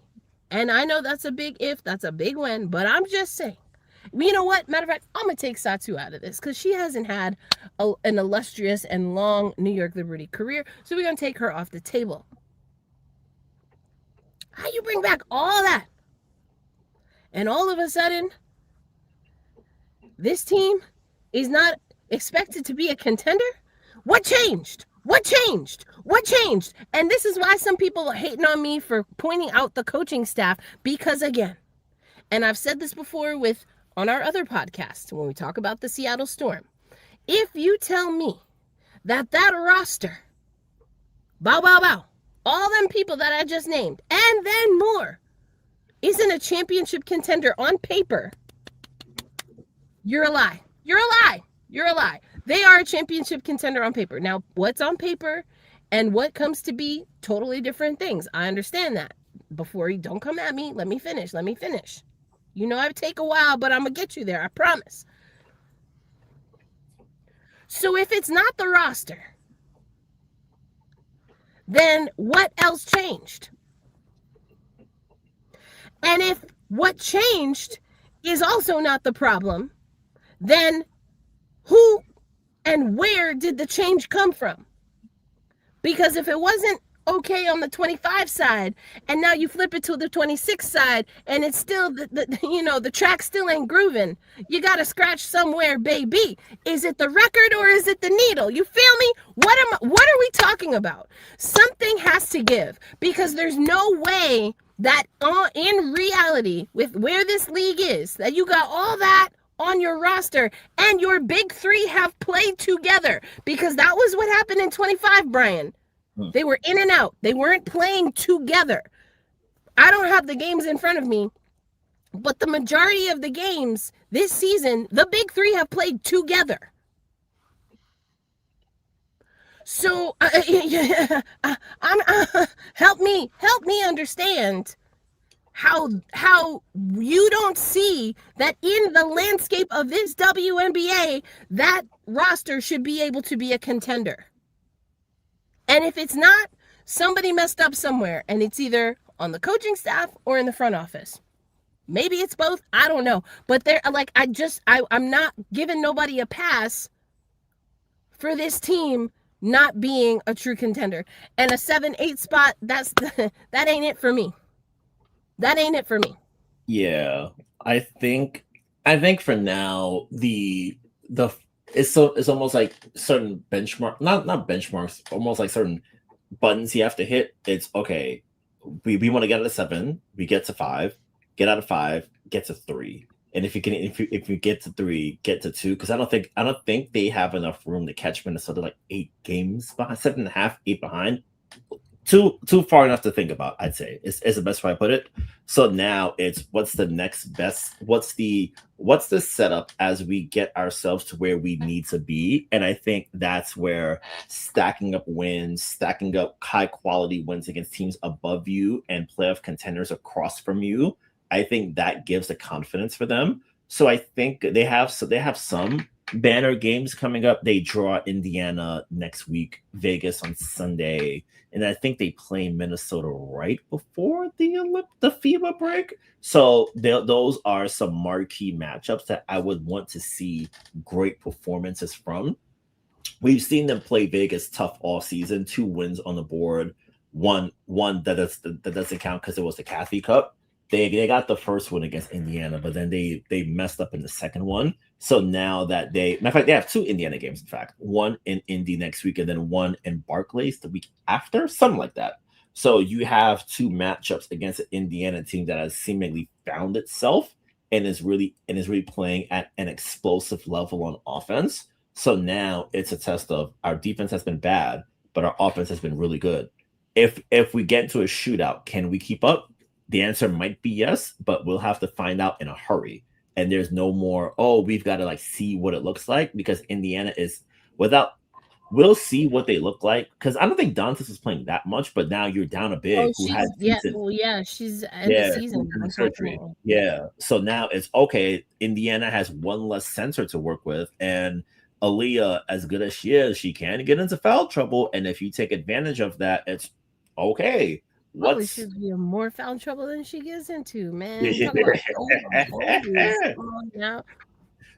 Boy, them bowls, boy. Man, that was a banger back in the day. Man, anyway, that song, Granted, She's For Me in 2001, boy. Listen, I was like, man, he made this for me. Come on now. Also talking about move, I ain't gonna say it, but if you know. Come on now. I was like, come on now. Yes. Listen. If they're able to really get Boston in trouble and get her off the court, that size there is a lot less intimidating. And it's hey, Mo Billings, how about you handle Jonquel Jones for 20 minutes? That's not fun. Brutal, and then brutal. I mean, but JJ, that's when you have to know your personnel in your lineup. And that's why I liked what I heard after the Phoenix game with that regard. But again, I don't feel that this is a team where I should be giving gold stars out to. I shouldn't be like, oh, there you go. You finally figured it out, buddy boy. Yes, when you have a favorable matchup, you expose the matchup. Like, ooh, what we doing? I ain't never coached nothing but a volunteer team, and even I know that. What do you mean? What do you mean? Especially when that's what we were told was going to happen. That's what we were told. We've been told for several seasons, Brian, that the length of this Liberty squad is what would save them. And it worked out in 2024, but baby, what I can also tell you is, and this is where I got to disagree with you, Z Diddy, because I talk about, you were saying we are absolutely a contender when healthy. Here's my thing. Because like I said, and I see you talking about Sabrina, not words I would use, but I understand where you're coming from. Sabrina took a little while after those injuries, effectively, because it was two different things to get back into the groove. JJ also. I know everyone wants to talk about injury. I'm not staying stuck there. That was a 2025 thing. We got to move up to 2026. Injuries happen. Unfortunate that injuries happen. And there are other variables and factors, including also some things that seem to be carryover from 2025. So if it wasn't or was the problem in 2025, why is it not the problem also in 2026? And if it wasn't a problem in 2020, or, you know what I'm saying. Basically, like, I just feel like it's so interesting that some of the same things we're talking about, and then we're picking and choosing when they're an issue and when they're not. I've been very clear with how I feel about getting a first-time head coach to the New York Liberty. So I'm taking that off the table. Y'all should already know how I feel about that. And this isn't about just Chris DeMarco. It is about, again, that decision. Haven't agreed with it. Always said that. Because of what we're talking about right now. Why take the chance with so much change with someone who has never done it before in the WNBA, let alone at a high level over time as a head coach, period, for this particular team? You want to do that in Seattle? Go for it. Washington, by all means. But when you have a team that on paper should be in a championship window and they're not anymore, and you make a head coaching change, whether it's that coach's fault or not, you know who's going to get the heat? The head coach. Set him up for the okie doke. Set this entire franchise up for the okie doke. When you're in a championship window, I don't know, Brian, I kind of think you should probably stay there as long as you can. We still have, even just on contract, Stewie, JJ, and Sabrina that want to stay and are contractually obligated to stay in New York. This isn't a situation where we got to worry about free agents in the big three for next year. They re-upped for a reason. Now, nothing is a guarantee. You know I say that all the time. Nothing is a guarantee. But I guarantee I didn't expect it. That's a lie. I saw that this could be a possibility, and the reason it makes me mad is because I wonder, or I feel strongly that if a different decision had been made, then you might not be in this situation. Because again, if you're just getting down the communication where the coach and the players are like, you know what? Yeah, we do need Han and JJ to expose and exploit when teams are playing us a certain way or giving us certain matchups. Why did that take, how many games are we at Phoenix? Like, why did that take so long? Why did that take, like, that's gotta be, don't teams do scout for every game? Why did that take so long? And is that because, oh, a coach is getting to know their players, or oh, a coach is getting to know the other team's players, or oh, a coach is getting to learn their voice? Listen, I get that. Part of the process, great. I'm just saying, did New York have to invest in someone's process, someone's early process at this point in the franchise timeline? Because Walt Hopkins didn't love that hire either, and hiring a less experienced coach for that team, understandable. Hiring a coach that's not going to knock it out of the park right away for this roster, I don't get it. I just don't get it. I don't get it. And I know somewhere earlier, let me see if I can find the comment, because someone said, yes, Erica said, I have a theory. After they fired Brondello, the Liberty could not find a good quality coaching candidates from the W, so they had to go with less successful people who wanted a shot. Thoughts? Listen, I can't say that for sure. We don't know exactly. I mean, there have been reports on who did go up for the Liberty job, but I get the sense, Brian, that the Liberty actually wanted to go outside of the WNBA. Now, I don't have an issue with that on its head. I don't like the troubling trend that I see even outside of the New York Liberty and how that impacts Black women, and that's something that we talk about a lot, especially on Black Rosie Media.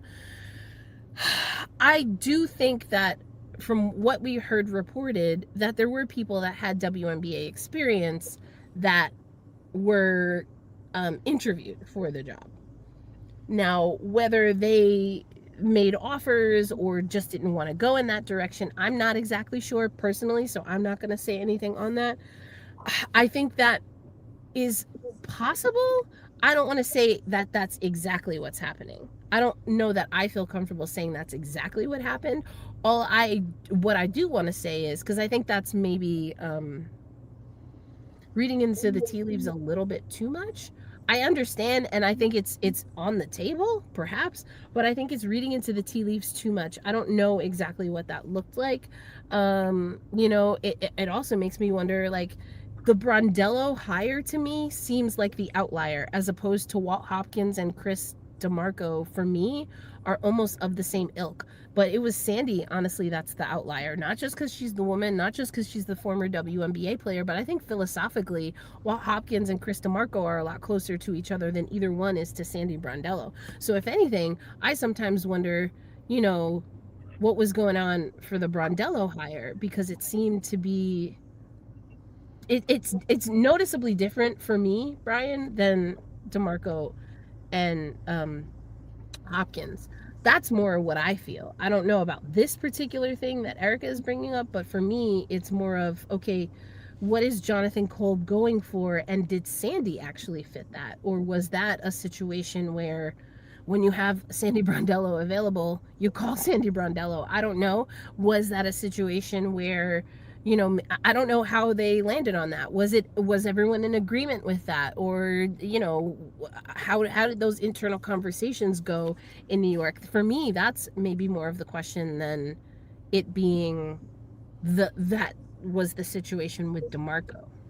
Yeah, I guess sort of to briefly run it back to 21, because I remember at the time, I think from what I remember, they had interviewed Hammond for the job. I think a couple interviews, and then New Year's Eve is when it was announced she went to Vegas, and because Sandy was let go from Phoenix, I think at the beginning of December, and then Hammond took the job in Vegas at the end of December, and then Sandy was hired in January to top off to begin 2022. So I feel like as far as like the process goes, it felt because if it was if Becky were selected in 21, it would have been outside the WNBA, but a WNBA icon, so still in the family kind of thing. And then you wind up with a Sandy who is in the family, has had success across the board. Whereas now from what I have to sort of go back to see all the people who were interviewed and from the reports and such, but it was interviewed folks in the W space, and then they eventually found someone who was completely independent of the space, and now they're bringing them in, and that's where these sort of complications have come and arisen throughout the year. So I guess now I guess processes, I guess, can change over time because the world, the Liberties world in 2019 was radically different than what it was in the winter of 2021. And then their experience was even more exponentially different in the fall of 2025 than it was even from the fall of 2023 after they made the first finals appearance. So it's like their universe has shifted so radically over 7 years, and it's almost like a snapshot in time where in 1920 it's, oh, we've got the number one pick and our franchise is trying to rise like a phoenix because we've been mismanaged and mistreated for so long. Here is our space. 21, we finally got back to the playoffs for the first time since Tina Charles was playing in Madison Square Garden. What can we do better? This coach that we have here, it's not really hitting in the way that we want. Is there something better available? The answer was yes, and then we moved there. 20 and 25 is, oh, okay. We've finished the story. We've reached the mountaintop. We are a financial behemoth. We are a fabric in New York City now, and we are one of the most valuable franchises in the league. And I guess from what Sandy was saying in interviews, I think they both felt like it was time. So I think that complicates it slightly, but not that much in the bigger picture. It's, oh, okay, we want to go in a different path, whereas we continue to climb the valuation charts and the sort of presence. But stop there, right? Okay. Want to go in a different direction and continue to climb. It's that last part that I don't feel I don't think that this team is continuing to climb. And that's why I and maybe I'm just really probably am bullish on this. How can you continue to climb with so many different variables? I'll say this, it's not impossible. For my hockey people, some people, may look at Dan Bylsma and the Pittsburgh Penguins. But you know what? Dan Bylsma was able to make good on a roster that had Sid the Kid. I think Flower was on that team, right? Marc-Andre Fleury. This was we're talking peak Penguins for people, okay? We're talking peak Penguins, multiple Hall of Famers, or future Hall of Famers, because they're not all most of them are not retired yet. Future Hall of Famers. That's how I see this Liberty roster on paper. These are future Hall of Famers that you have in this pocket altogether.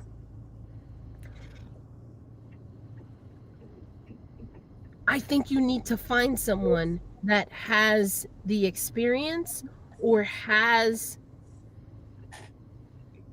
just something a little more than what we're seeing to be able to coach future Hall of Famers. Here's an example. Becky Hammon.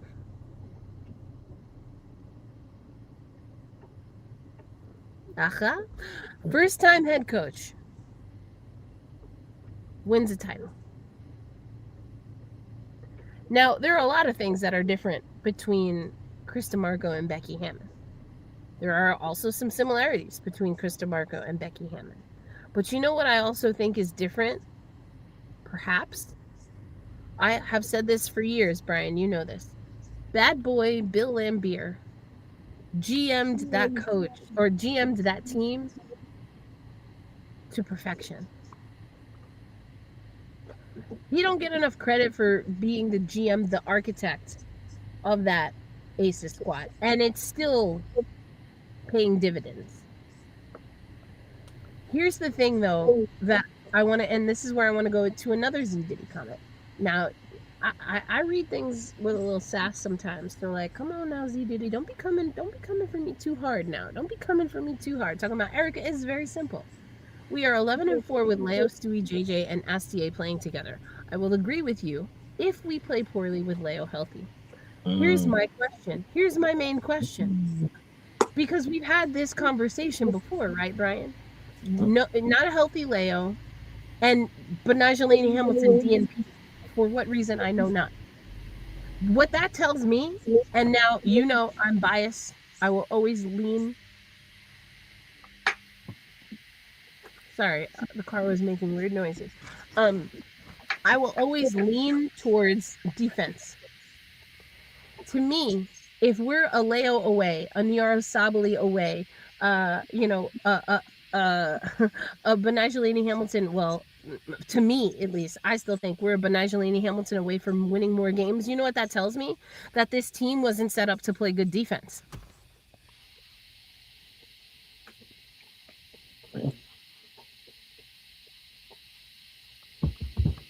Got enough to work with here. Even accounting for injuries, got enough. Is this a better defensive team than the championship team? I say no. Yeah, I think I would agree. Yeah. Everyone healthy, which hasn't really happened. Even with Satu, who I think gives a little bit more a healthy Leo, and Betnijah's on this roster, but I don't know where to put that, because I do think that's one of your better defensive players that's not getting any shine right now. Don't understand that. Don't understand that at all. I just don't think that this team, I think this team has wanted to be longer and get leaner and get more positionless basketball.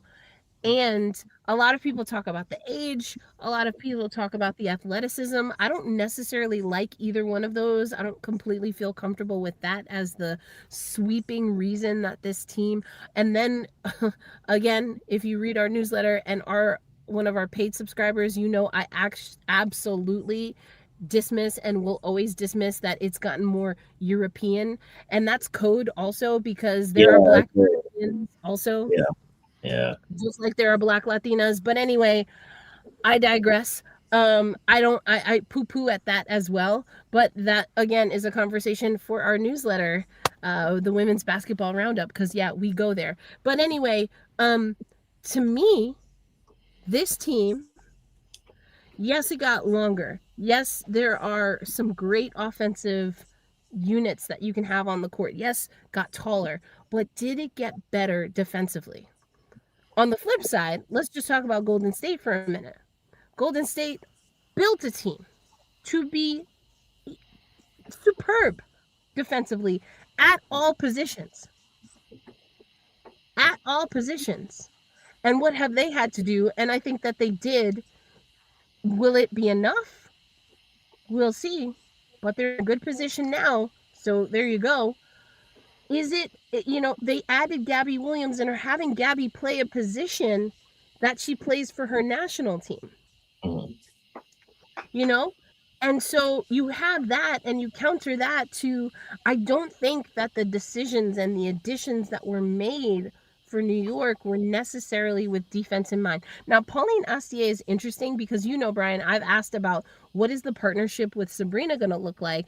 And we've heard that I guess it was after the 2024 season, need to get more athletic. And that was when the team separated from Courtney Vandersloot. Vandersloot saying, I want to be somewhere where I'm valued, is in Chicago. Then Tosh Cloud comes in, more defensive, maybe more athletic. Again, I don't like how that term is used broadly, so I try not to use it, even if I do think it fits. But Tosh and Sloot, who are now together in Chicago, I think they have overlapping skill sets, but they're executed in different ways. Don't think it was the greatest season defensively from Tosh at times. I would have liked to see Tosh push a little bit more on the defensive side in New York. But, things happen. And then when I asked again, it was, Satu helps us fill that. Betnijah helps us fill that. Satu's hurt, so there's that. And Betnijah's a DNP. You were there. We have the clip. I asked the question about the backcourt, and it was Satu and Betnijah that were brought up. And now Satu's hurt. We're not seeing Betnijah. And I do think, again, Astier, I've had other conversations. I do think Astier is a part of that conversation, and I like what Astier gives. And Astier does not replace the defense that you get from, in theory, a peak Tosh Cloud, what we think we heard we needed after moving on from Vandersloot, and doesn't give you the defense that you get from Betnijah at the guard position. So for me, what's missing, even when this team is healthy, but does not mean that they're not a contender. Only, they could, even though words are hard. I don't think they did enough defensively for what my particular liking is, which is defense all day, all day, all day. That I don't believe they did that. And if you have the full roster, that team should still be able to be defensively sound enough to win more games than they have. Yeah, I would agree. And I think that even accounting for absences, there should be enough on the roster to be capable. And I think that starts with sort of like utilization, I think, is one of the big things. And it's one of the things where we talked about it maybe a week or so ago, where they've run the zone so much. It's less here's a thing to throw at somebody, and it becomes almost here's what we do all the time. And when you do it all the time, it's easier to exploit, and it becomes a lot. 95 is easy to see when all you throw is 95. And if you run something too many times, that's where it's always a problem. And I think on the adjustment side, it feels like they've gone to it a little bit less recently, and that's where you see the success coming in. And I think that's where you see, okay, we tried it, it didn't work. Let's go back to this other thing that had been working and rely on that more. And I think that's where, and to Zidi's point, we were talking about it earlier. This stretch got her from 29.9% to like 35, and that is it's 7 percentage points, but it's even beyond just the percentage points itself. It's massive to have your lead guard be someone you have to pay attention to. Teams always did, but now that they have to pay attention and really, really close out, that opens up everything else. Astier might be the best driver on the team. She's doing a lot in her role, and she's sort of like working her way out of a recent slump. So that's a positive direction on her side as well. And you have those players that drive. You have to respect the 3-point shooting. And to Sharice's point, you have to clean up the third quarters, because that's where the lulls happen. And then you have to expend a lot of energy to sort of get it back to where you want it to be. Whereas if you keep it at the level all the way through, those minutes become a lot less stressful.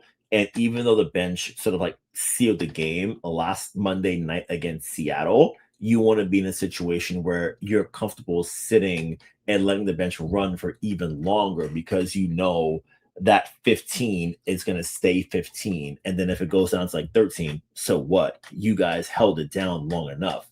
So I think that's where you sort of figure out how you're running things, especially like once the first batch of substitutions happen after halftime. What are the fourth quarter lineups if games are close? Marine F has been a big part of them in recent games, and she succeeded and done really well in those appearances, which is great for now and in the future.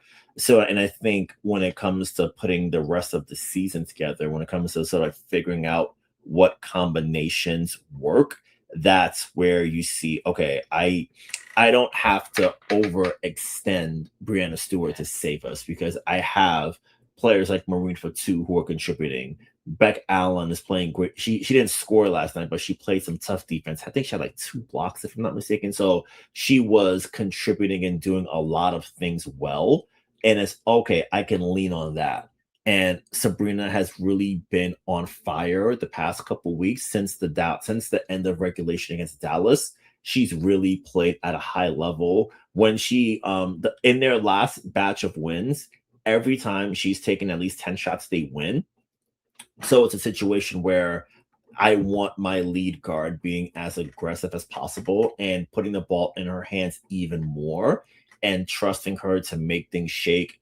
And if it's a situation where if I don't hear a call because of whatever, and then they correct it on the fly and we talk about it, it's cool. Okay, because you're dialed in and I'm sort of like dancing to your beat and I'm being flexible in what I'm doing to not be as rigid in whatever quote system you may have. You allow room for flexibility and you allow room for I'd professionalism is the wrong word, but it's like, you're adult, I'm adult, you see something, I think on it, you're right. I go with what you're saying because you trust me, I trust you because we're both adult and professional in this situation.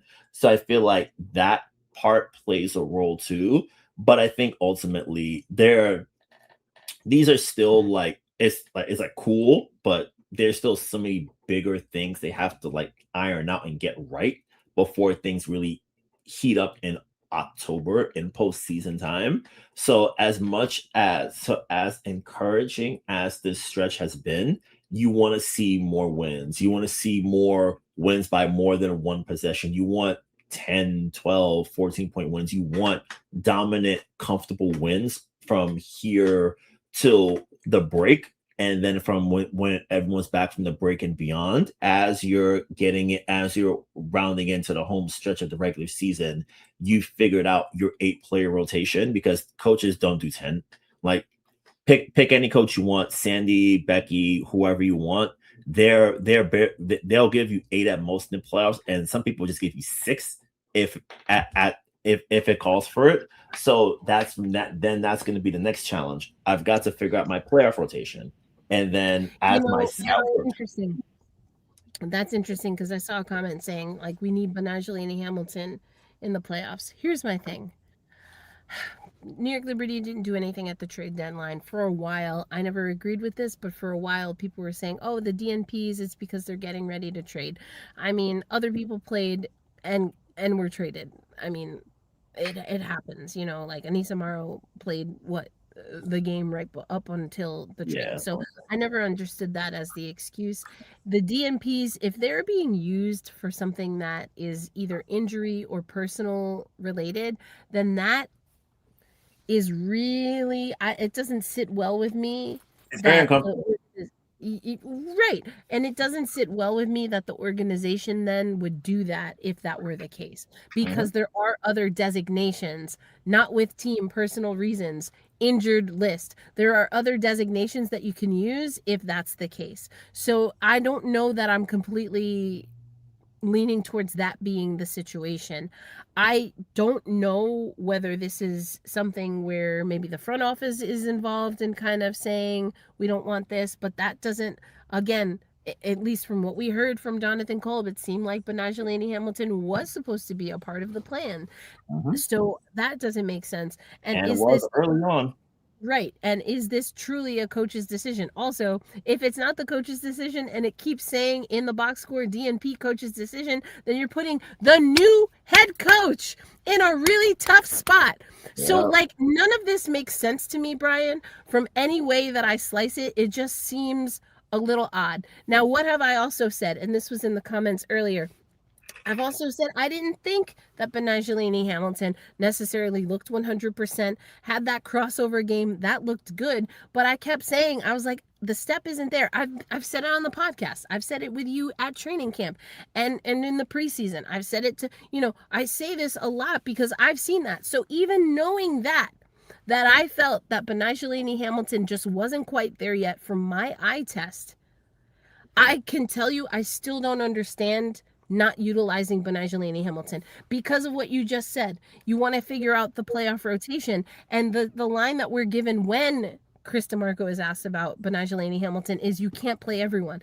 But here's the thing, Chris. You keep saying that, and you literally play everyone but Betnijah Laney-Hamilton. So you figured out a way to play 11 players. You figured out a way to play 11 players, but not 12. At that point, baby, you could probably fit 15 in the rotations. What are we doing? And actually, if you think about the developmental players, actually probably is closer to 12, 13, 14. But not 15. But not 15. Because that's going too far. Because you can't play everybody. That's what I'm saying, Brian. Like this just... something ain't lining up here. And I don't know what it is. I don't want to speculate. But it's just like, okay, but if it's personal, then there's a designation for that. If it's this, there's a designation for that. And again, you're talking about you want to see this team be able to not only get wins, but be able to get comfortable wins. You know what you have to do in order to do that is get stops. And I don't think Betnijah Laney-Hamilton was looking like a starter for this New York team. I even made a bold prediction earlier, and I said that even if Betnijah starts as in the starting five, she will not end the season in the starting five. Well, I didn't know how right I was about that. She's not in the rotation at all. But I did think that especially a healthy Leonie Fiebig was going to be able to give New York more of what it needed defensively. So I already was okay with maybe a different set of minutes for Betnijah, but no minutes. I even with everything that I saw and that I have said about thinking that the step and the health wasn't quite there, no minutes makes no sense to me. If this is a team that wants to start getting 10, 12, 15, 20-point wins, if this is a team that wants to get into the top four, you need to get defensive stops, and you have someone on that bench that 5, 7 minutes, 10 minutes, and in strategic times, using your timeouts strategically, kind of like Indiana does when they don't want somebody on the court for defensive sets.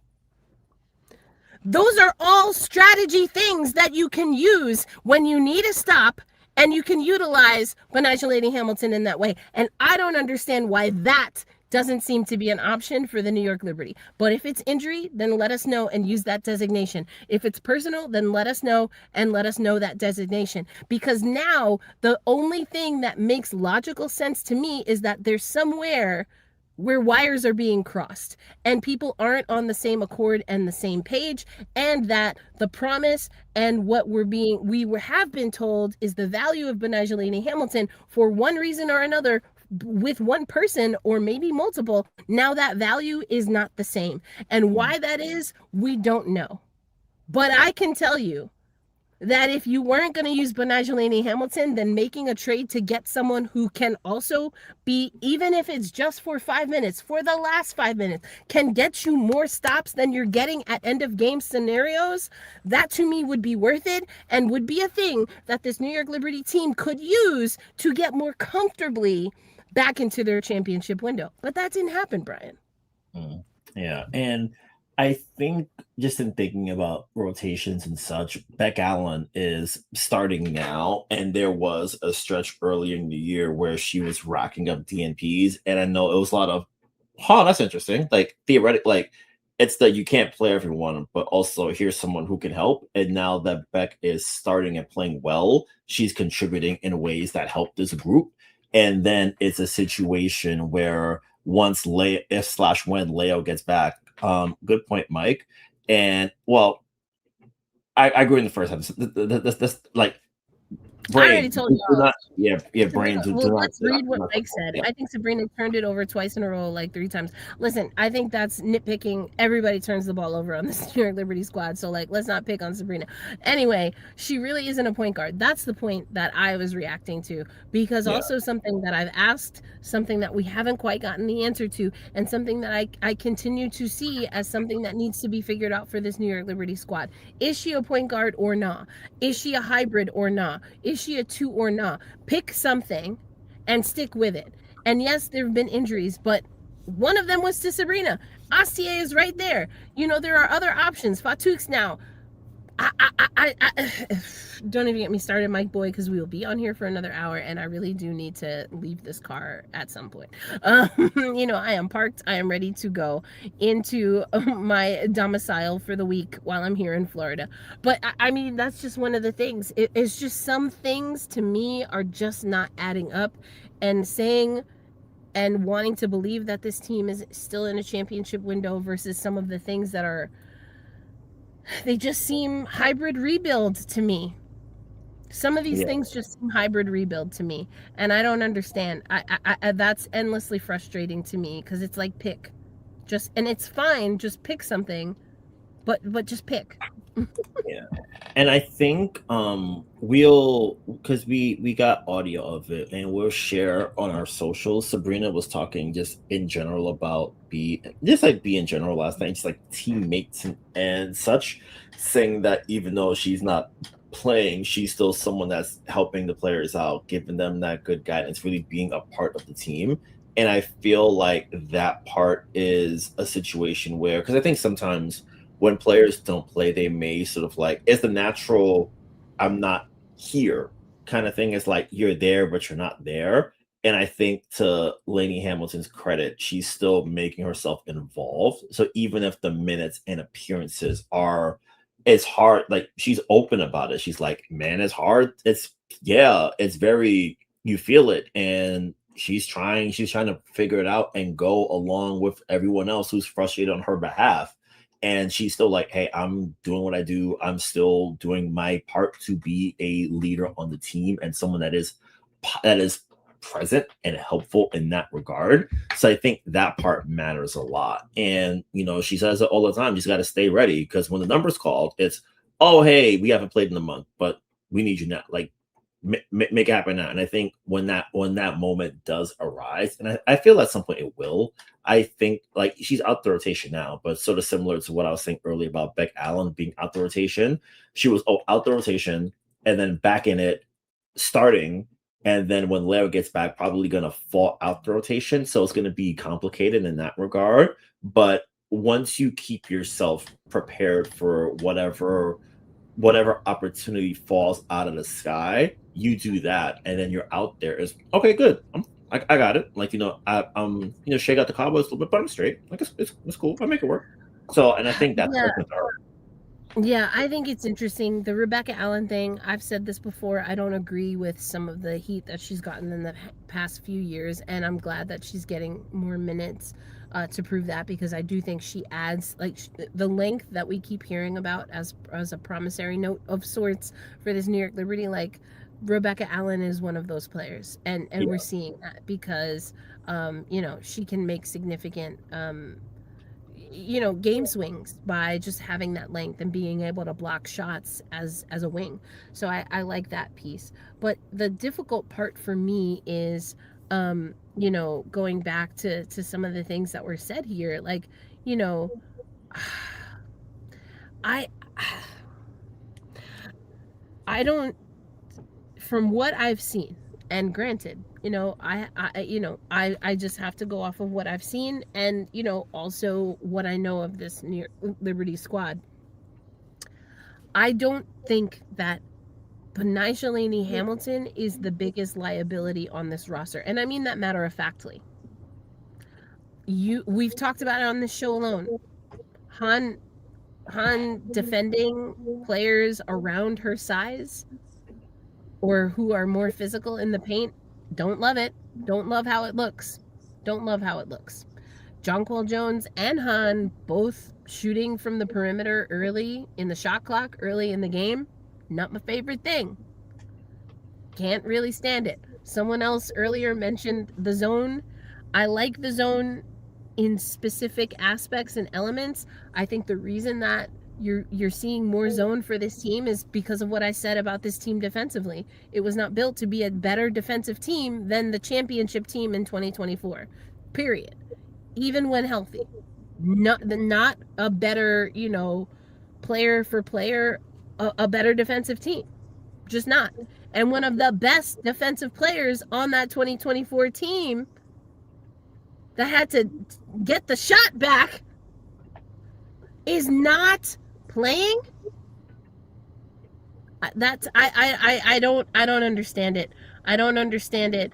I don't know what's going on, and I want to leave space for if it is something personal. But again, if that's the case, then just say that, because now this is a topic of conversation. We talk about it every week. The question is asked almost every week, and people are like, oh, stop asking the question, if the answer is not going to change. It's still a valid question because of what we're seeing happen, or not happen for that matter, on the court. And you have not explained or described why a person who has been a Defensive Player of the Year candidate in the past is not helping this team when they need defensive stops. So I think the question is still valid. Is she hurt? No. Betnijah, did you know that you were going to be a DNP? No. Okay. You can't play everyone, but we've seen games, multiple games, where everyone but Betnijah was played. That's interesting. Games that went to overtime, games that were won by less than 3 points, games that required Sabrina Ionescu to score 9 points in 40 seconds. That to me, again, signals you need a defensive stop. So I know I keep saying the same thing because, again, I'm trying to make sense of it. Like, I cannot figure out what I'm missing. And that's driving me wild. I feel like I repeat it more so because, like, the way my brain is situated, I'm like, there is data missing. You're asking me to download and talk about this thing when there is a glaring error. And I'm like, how do we move on when it's like the ink stain is so big? How do you move on? If you're working through, what is it, PEMDAS, you can't get the right answer until you get the sequence right. Mm-hmm. The sequence is not right. Something ain't right. And so I'm having trouble moving on. That's just how my brain works, I guess. I'm stuck on this because I do think it has implications. And I think that there are things that are being masked because players, chief among them, Breanna Stewart, recently Sabrina Ionescu, have decided they're not losing games like they were losing them before. They've decided. That's that sandpaper I've been asking for. And okay, be careful what you ask for, right? Or they say, hey, when you put something out in the universe, be more specific. Because what have I been saying, Brian? I want more sandpaper. I want more grit. I want more New York. And yes, we've been seeing it. But is it a symptom of the frustrations? And honestly, the Laney-Hamilton thing, especially comparative to the Brondello era, seems like a communication, an unnecessary miscommunication. Because what do we know? Courtney Vandersloot in the offseason said, I want to go somewhere where I'm valued. But what Courtney Vandersloot never said, in fact, Courtney Vandersloot said the exact opposite. Courtney Vandersloot never said at any point that I can recall, oh, I wasn't aware that I was coming out of the starting lineup. If anything, we know that it was a conversation and a decision was made. Now, you cannot like a decision and you go along with it. Just because you go along with something doesn't mean you have to like it. That's number one. I want everyone to know, even just for yourself. Like, okay, I hear you. I'm going to respect the decision. I'm just saying I don't like the decision, but let's go on. You have every right to say that. That's how I feel. You know what I'm saying? Just put it out there. But you go on and you do what you got to do. That's to me that's like what happened with Courtney Vandersloot. Then you get to Betnijah, and this just seems like a situation where, and I don't know if this is still the case, I certainly hope it's not, but at some point it was like, hey, you're valuable here. We're trying to figure this out. We know that we got to figure this out. And then all of a sudden it just seems like the communication stops, because Betnijah certainly didn't know that she was going to start being DNP'd.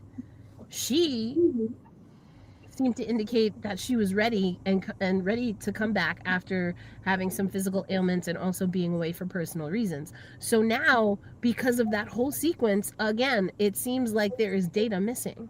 And it seems like at least a part of that is that there's also internal communication that maybe isn't quite up to snuff. And that's really unfortunate for someone like Betnijah Laney-Hamilton. I don't know how Betnijah feels since the last time we had that very emotional clip that we played, but that one time to me is enough.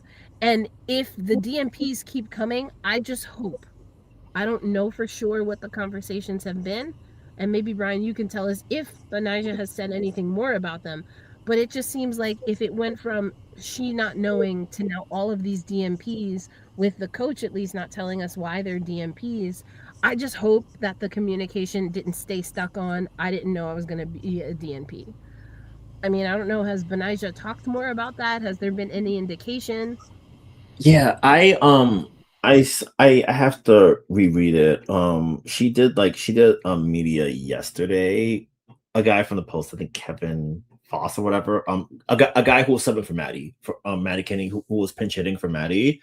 He wrote a story about B yesterday. I have to reread it so I can sort of like figure it out, because she spoke a little bit about just managing the not playing of it while still staying ready and juggling all the feels and emotions of the season on and off the court. It was a pretty interesting story. I have to give it a full spin and read it again so I can form more of a thought on it. But the general gist from a skim I did of it yesterday is that she's still trying to process everything that's been happening and trying to figure out the best way to contribute and figure out the path forward. Yeah, and just as an accountability measure, once I find it, I'll link it in the Slack so everyone knows what I'm talking about as well too. And for the audio listeners, we'll have it linked somewhere as well too. Yeah, and we can put it in the newsletter, which will be dropping tomorrow. Women's Basketball Roundup. Check it out. Listen, Amir, don't worry about me. Florida's been coming for me for years. That's why Black Rosie Media has such a big TikTok following. Very strange, very real. Also, this trip, someone tried to throw a water bottle at me. It's like wild. Like, when that happened? First of all, this person was mad about a situation that happened on the road. Okay, you got a little mad, get mad, honk your horn, whatever. Proceeded to park the car, get out of the car, come to my car window, yelling at me. I don't know. Clearly, I'm in a rental, so doesn't know that I'm from New York. But listen, let's just say there are certain hand gestures and promises that if you're going to say that, you might as well, like, get to it. Because, like, the threat ain't enough for me. Okay, then be about it. I don't know what to tell you. Like, you telling me this is not helpful. Like, you wasting your time, you wasting my time. Baka baka baka baka ba. Do what you gotta do, or don't. But leave me alone. If you're not, then leave me alone. Go away. Go get in your car. Okay, gets back in the car. I don't know, because some dudes, at this point now, I think it's more your ego is bruised. Ooh, was I supposed to quiver? Did I not shake and bow down at your knees enough? Okay, pick the wrong one. Don't know what to tell you. Then this is what pissed me off and what I actually put on social media. Then gets back in the car. I'm turning left and rolls the window. Like, you could tell I used to have one of these cars. Apparently they're bringing them back though, where you gotta crank that. That's what I heard on NPR. I don't know. On e-cars, which I don't know. That was a weird segment. Anyway, rolls the window down. I'm just gonna do it this way, but it was probably one of these things. Rolls the window down, takes a full water bottle. And we're in Florida. Like, I'm gonna need you to stay hydrated. Takes a full water bottle and throws it towards the car. Misses everything. How do you miss effectively a parked car? What? I was affronted more by that than all the extra stuff. I was like, no, you didn't. No, you didn't just miss the whole car. Like, you did all of that just to miss the car? Like, I already knew you were a clown, but, like, clearly you've never played up the middle. There's no way you miss a car that close. What were you doing?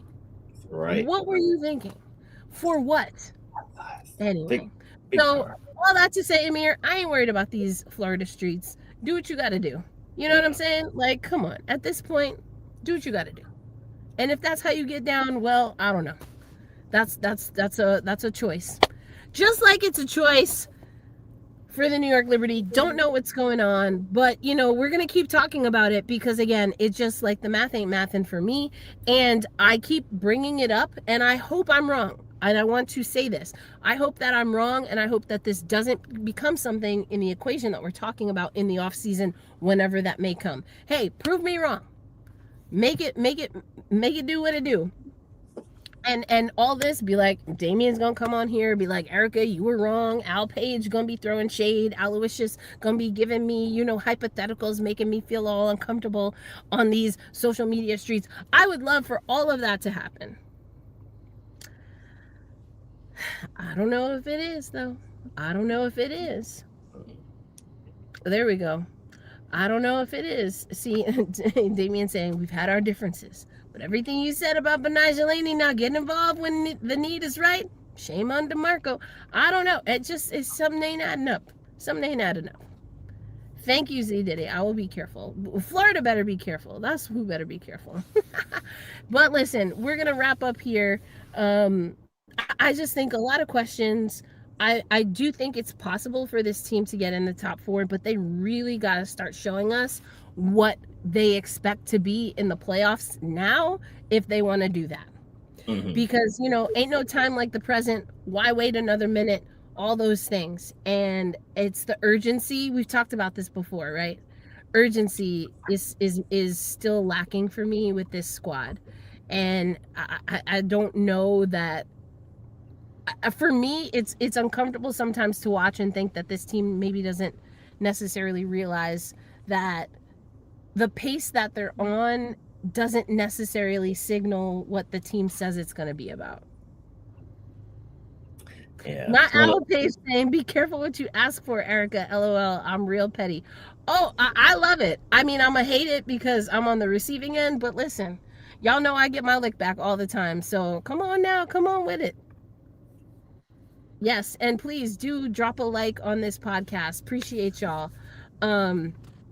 Yeah. So we gotta see what happens. But the BRM, the Black Rosie Media Classic, commences tomorrow. That's right, the Seattle Storm once again. And hey, we've said it on our other podcast, Tempestaggi Talk. Don't play around and dismiss Seattle. There's some really great pieces, and they're also young, and it's the youth and the inexperience that accounts for their record. Playing with your food when it comes to Seattle, a fool's errand, because at minimum, and I do mean at minimum, they'll overwork you for a win that you probably could have gotten if you put your foot on the gas. Mm-hmm. And seeing a team twice is always more challenging. You got to be able, like, I remember last year when everyone thought Golden State wasn't any good, like the Liberty won the first game by 1 million, and then the second game they had to sweat. So seeing the team twice in a mini series always challenging. So look for Seattle to correct a lot of their mistakes yesterday. And I was on press row just like giggling every time Flau'jae Johnson did something cool. I'm like, damn, she's cool as hell, dog. I was like, so dope. And I'm mad because again, I got a little caught up, but there's a clip. We'll put it in Slack and on our social media. But Flau'jae was asked about the exchange playing against Sabrina. And for those who do listen to Tempestaggi Talk, we've talked about Flau'jae. Flau'jae recognized game. And when she sees someone balling on the other side, like she wants to keep pace, and so it was just so adorable. Like I loved every second of it.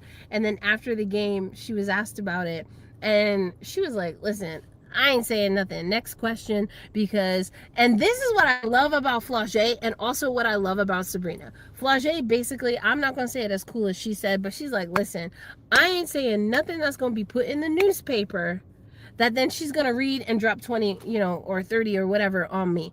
I was like, ain't that the truth? Because listen, if Al Page and Erica L. Ayala are petty, I promise you Sabrina Ionescu is petty.